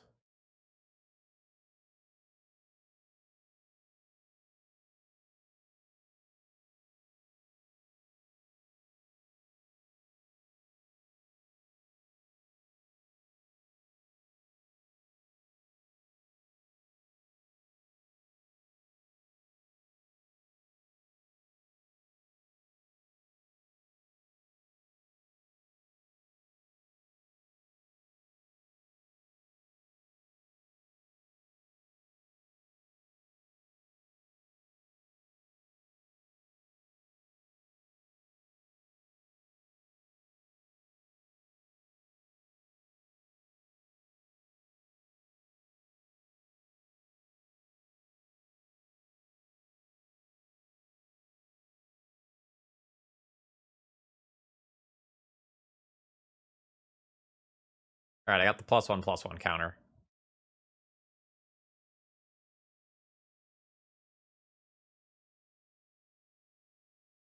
If I play Sphere first, I can't get Force of Vigor for, like, Crystalline Giant plus Cage.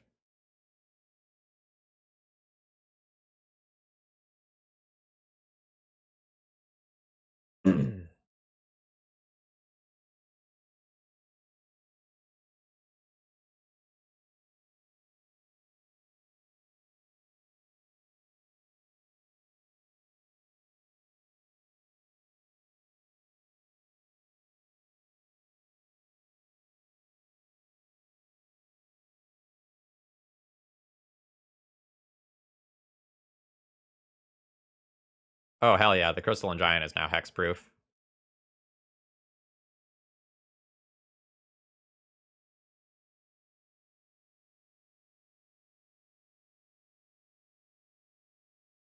Very happy to see that.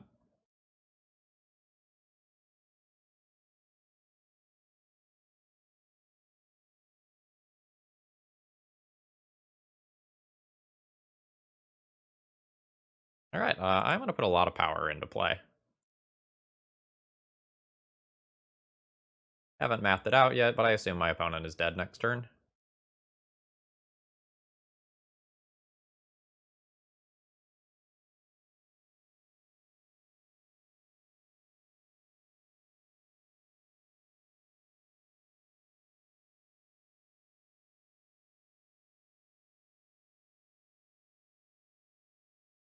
And Crystalline Giant now has Menace. Means that I might be able to kill even through my opponent producing a creature somehow.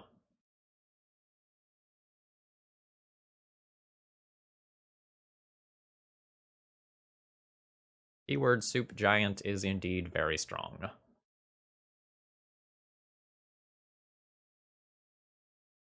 Oh yeah, absolutely. Crystalline Giant is, in my opinion, a great design for something that is fun. But it's also a card that's designed to work much better on like Arena and Magic Online than it does in paper. Like ultimately that means that I love it, but I've never played the card in paper, and I don't know that I ever will.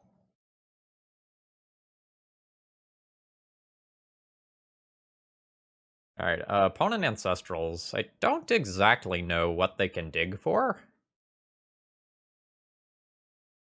I guess a Force of Vigor on Stonecoil Serpent and Phyrexian Revoker would mean they just take 4 and they get to stay alive for another turn.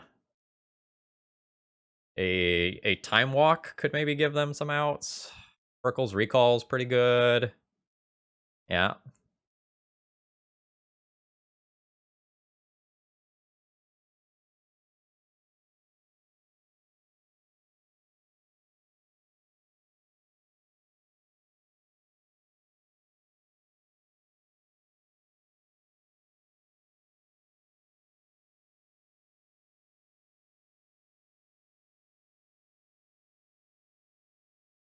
Okay, I have a billion mana.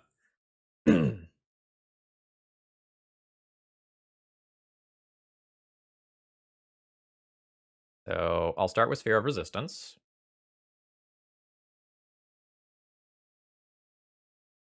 And that's just to make sure that the Grafdigger's Cage resolves.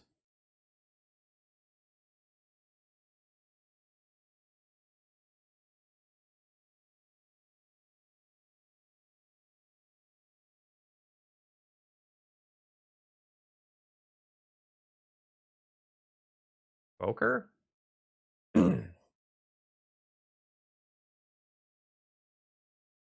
What's most important here?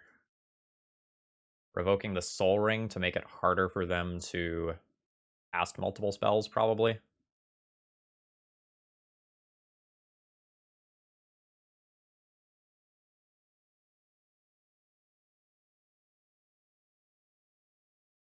think I just need Disruption here.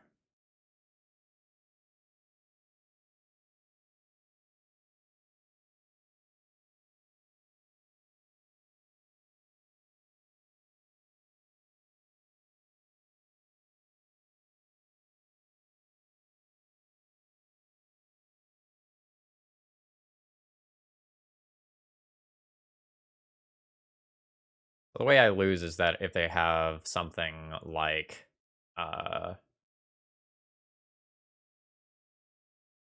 Nature's Claim here and they can blow up Cage.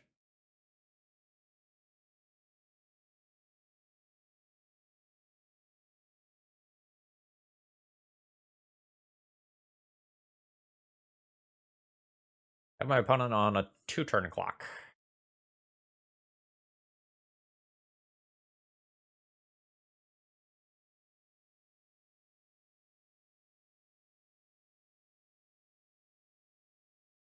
Am I playing Crystalline Giant pre-combat?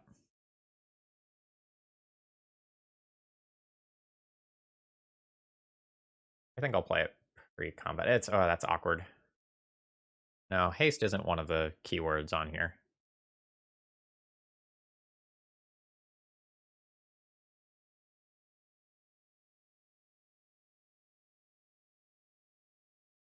I think I'm just going to take my attack.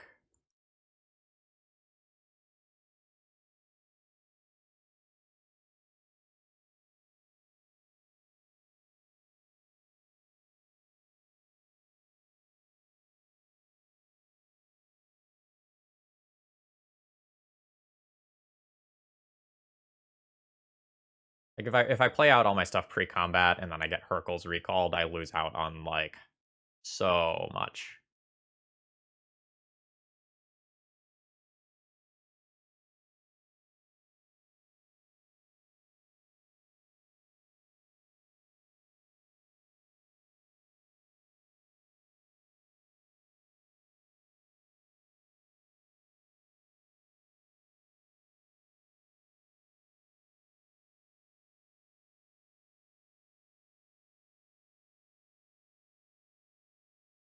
All right. Did you naturally draw an answer last turn?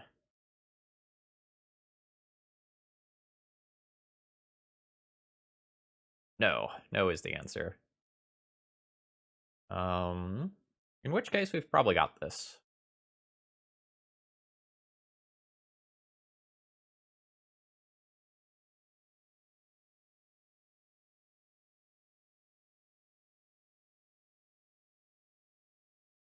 The old Moto lag is getting a little annoying.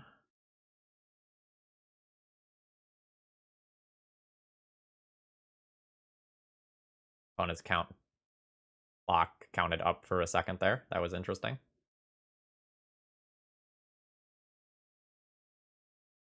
All right, my opponent cast a PO. I'm not sure what out they have after doing that, though. Yeah, okay, we get there after a long grind.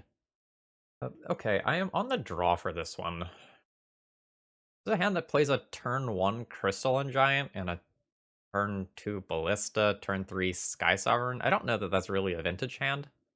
I think I ship this one. This hand is way better.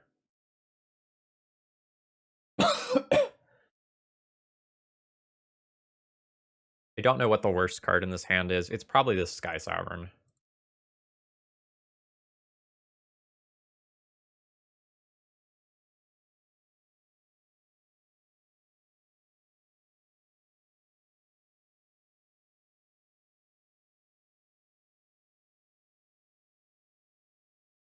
Ravager isn't particularly great in Legacy, for what it's worth.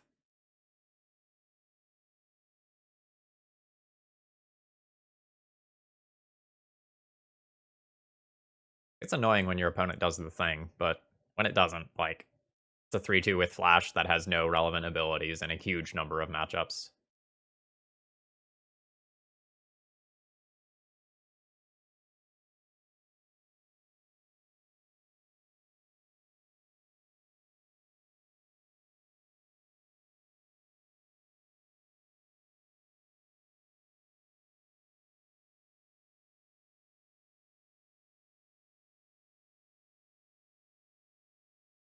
Um, 1-1 Stonecoil Serpent?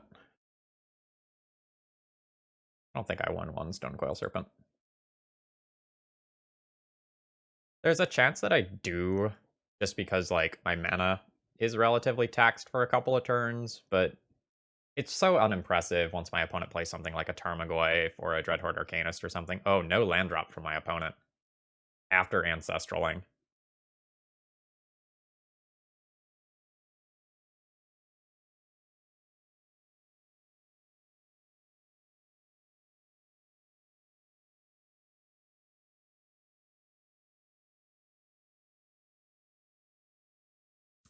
Stonecoil? Safety net of Ravager is kind of nice, but my opponent has nothing right now. Because my opponent has nothing right now, I'm just going to go ahead and play Stonecoil Serpent. If my opponent had made a land drop, I'm 100% playing Ravager here. Oh, we got them to pitch a Dak Faden. That's a huge win.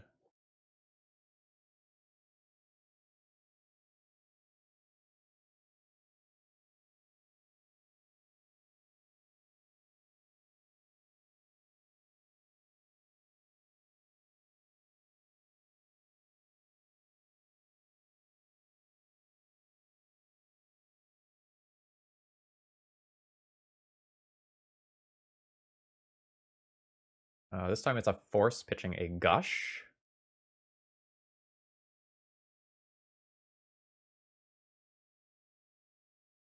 Alright, my opponent has found an island. They are allowed to play Magic again. They probably still need more mana, though. Nice. I'll be playing that Sphere this turn. On that note, it will make my Fleet Wheel Cruiser and Mystic Forge much harder to cast, but this makes all of my opponent's spells harder to cast, and I can still cast 2-drops.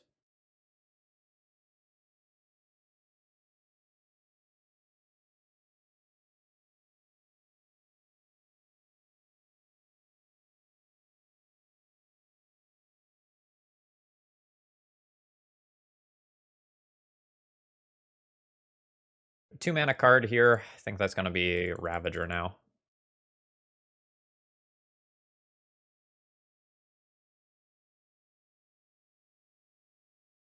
I think my opponent's probably donezo if they don't have a land this turn, and they agree with that.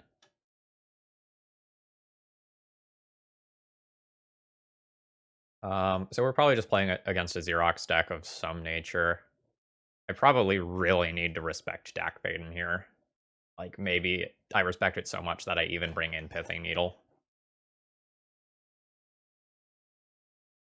This is a matchup where I have lots of cards that I can bring in, but not necessarily cards that are awesome.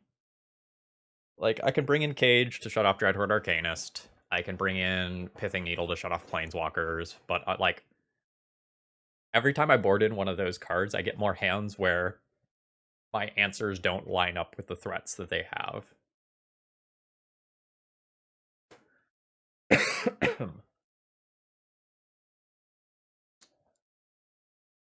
This any target? And hit Planeswalkers.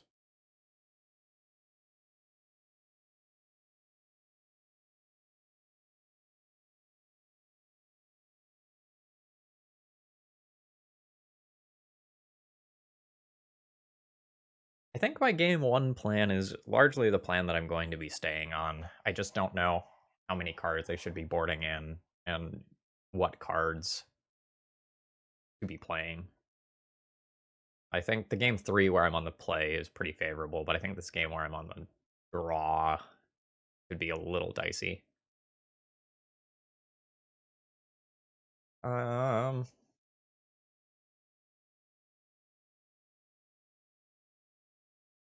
I'm going to board this out and take another Cranial Plating. Cranial Plating is a way that I can kind of steal back some tempo and like really become the aggressor. I think I'm going to go with that. I'll keep the Workshop hand. My opponent has a Wasteland. This hand is really soft to that.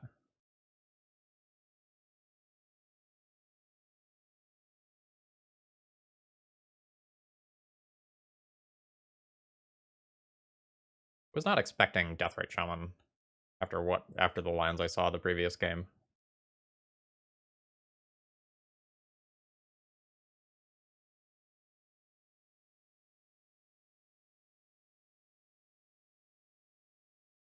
Do I want to play around Daze? Slash, do I want to take 2 damage this turn?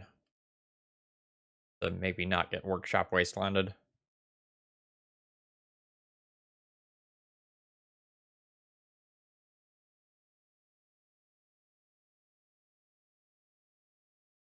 Oh, I guess Workshop doesn't actually play around Daze, right? Because it can only be used to cast artifact spells, and like paying that tax isn't the same as paying a Thalia tax. All right, so it's a question of like, is the 2 life worth it?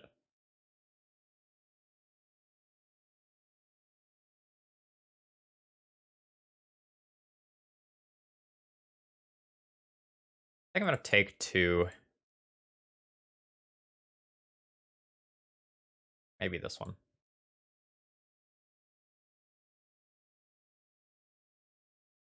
I think I'm gonna take 2 this turn to maybe keep my Mishra's Workshop around longer.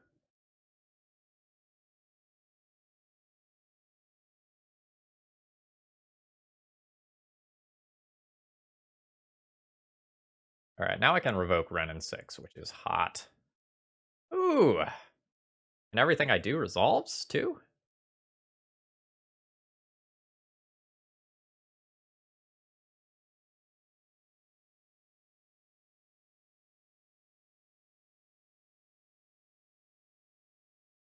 Alright.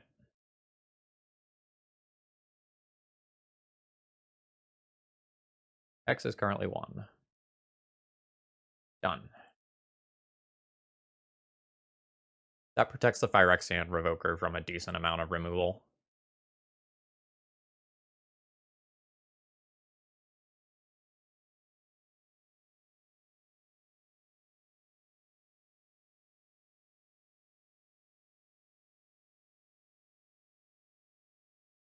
Alright, do you have a Hercules recall? You're getting a dig through time. Okay, that's fine.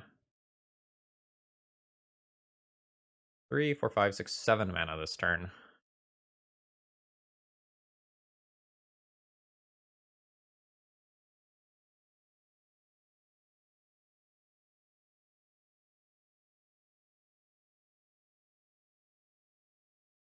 Cruiser? I want to play the Cruiser.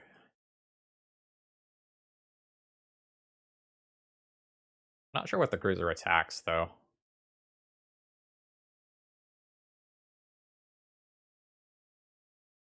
Probably just their face, with, like, cranial plating and walking ballista on the horizon.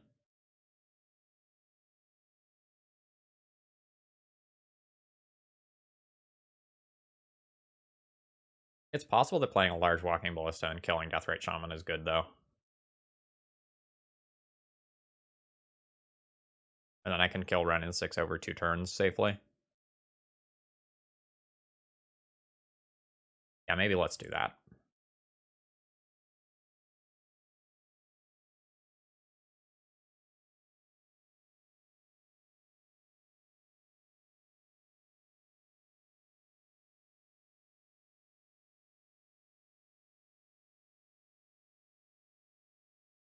I think this is a time where I just, like,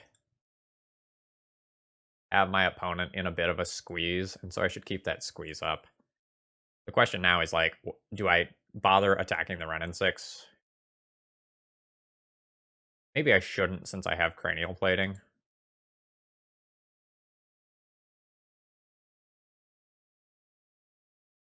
I don't know about that decision.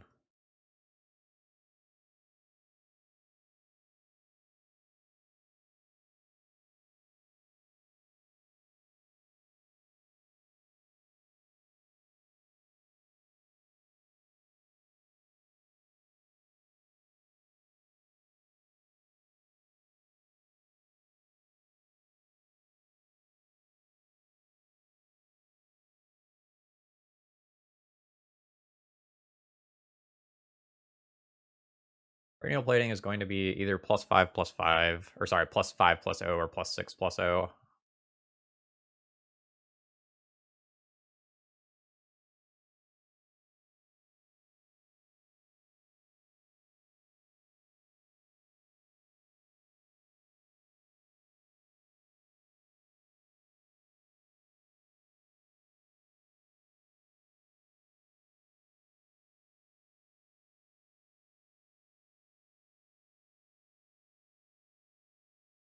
I have Crystalline Giant plus plating equip this turn, and then a kill with Fleetwheel Cruiser next turn.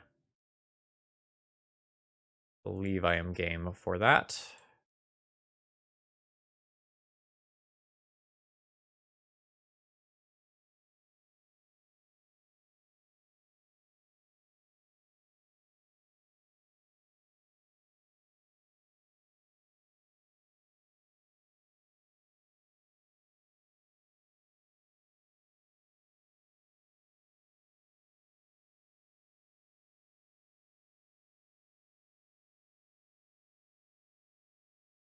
Dealt a lot of damage to myself.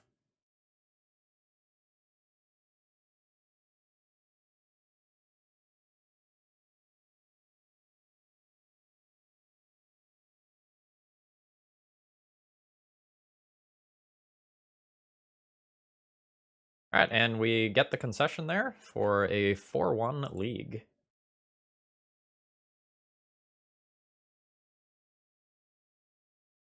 Which one are we? We're Giant Shops. Okay. Let's move this around so I can get it all on screen for the debrief here.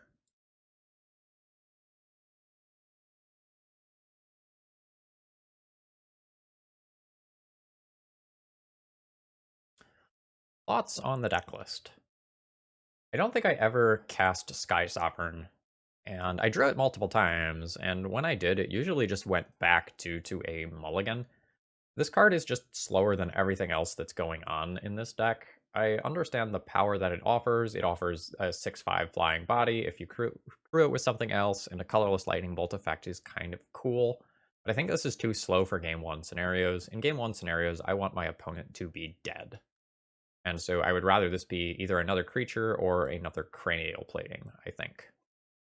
Cranial plating presented an interesting angle of attack for this deck, but it was a high variance card when I was operating under low resources because, like, I had been, wastelanded, or a couple of my cards had been countered or something like that, or my opponent was kind of in the driver's seat. Cranial plating wasn't particularly strong, but it did allow me to close out some games very, very quickly.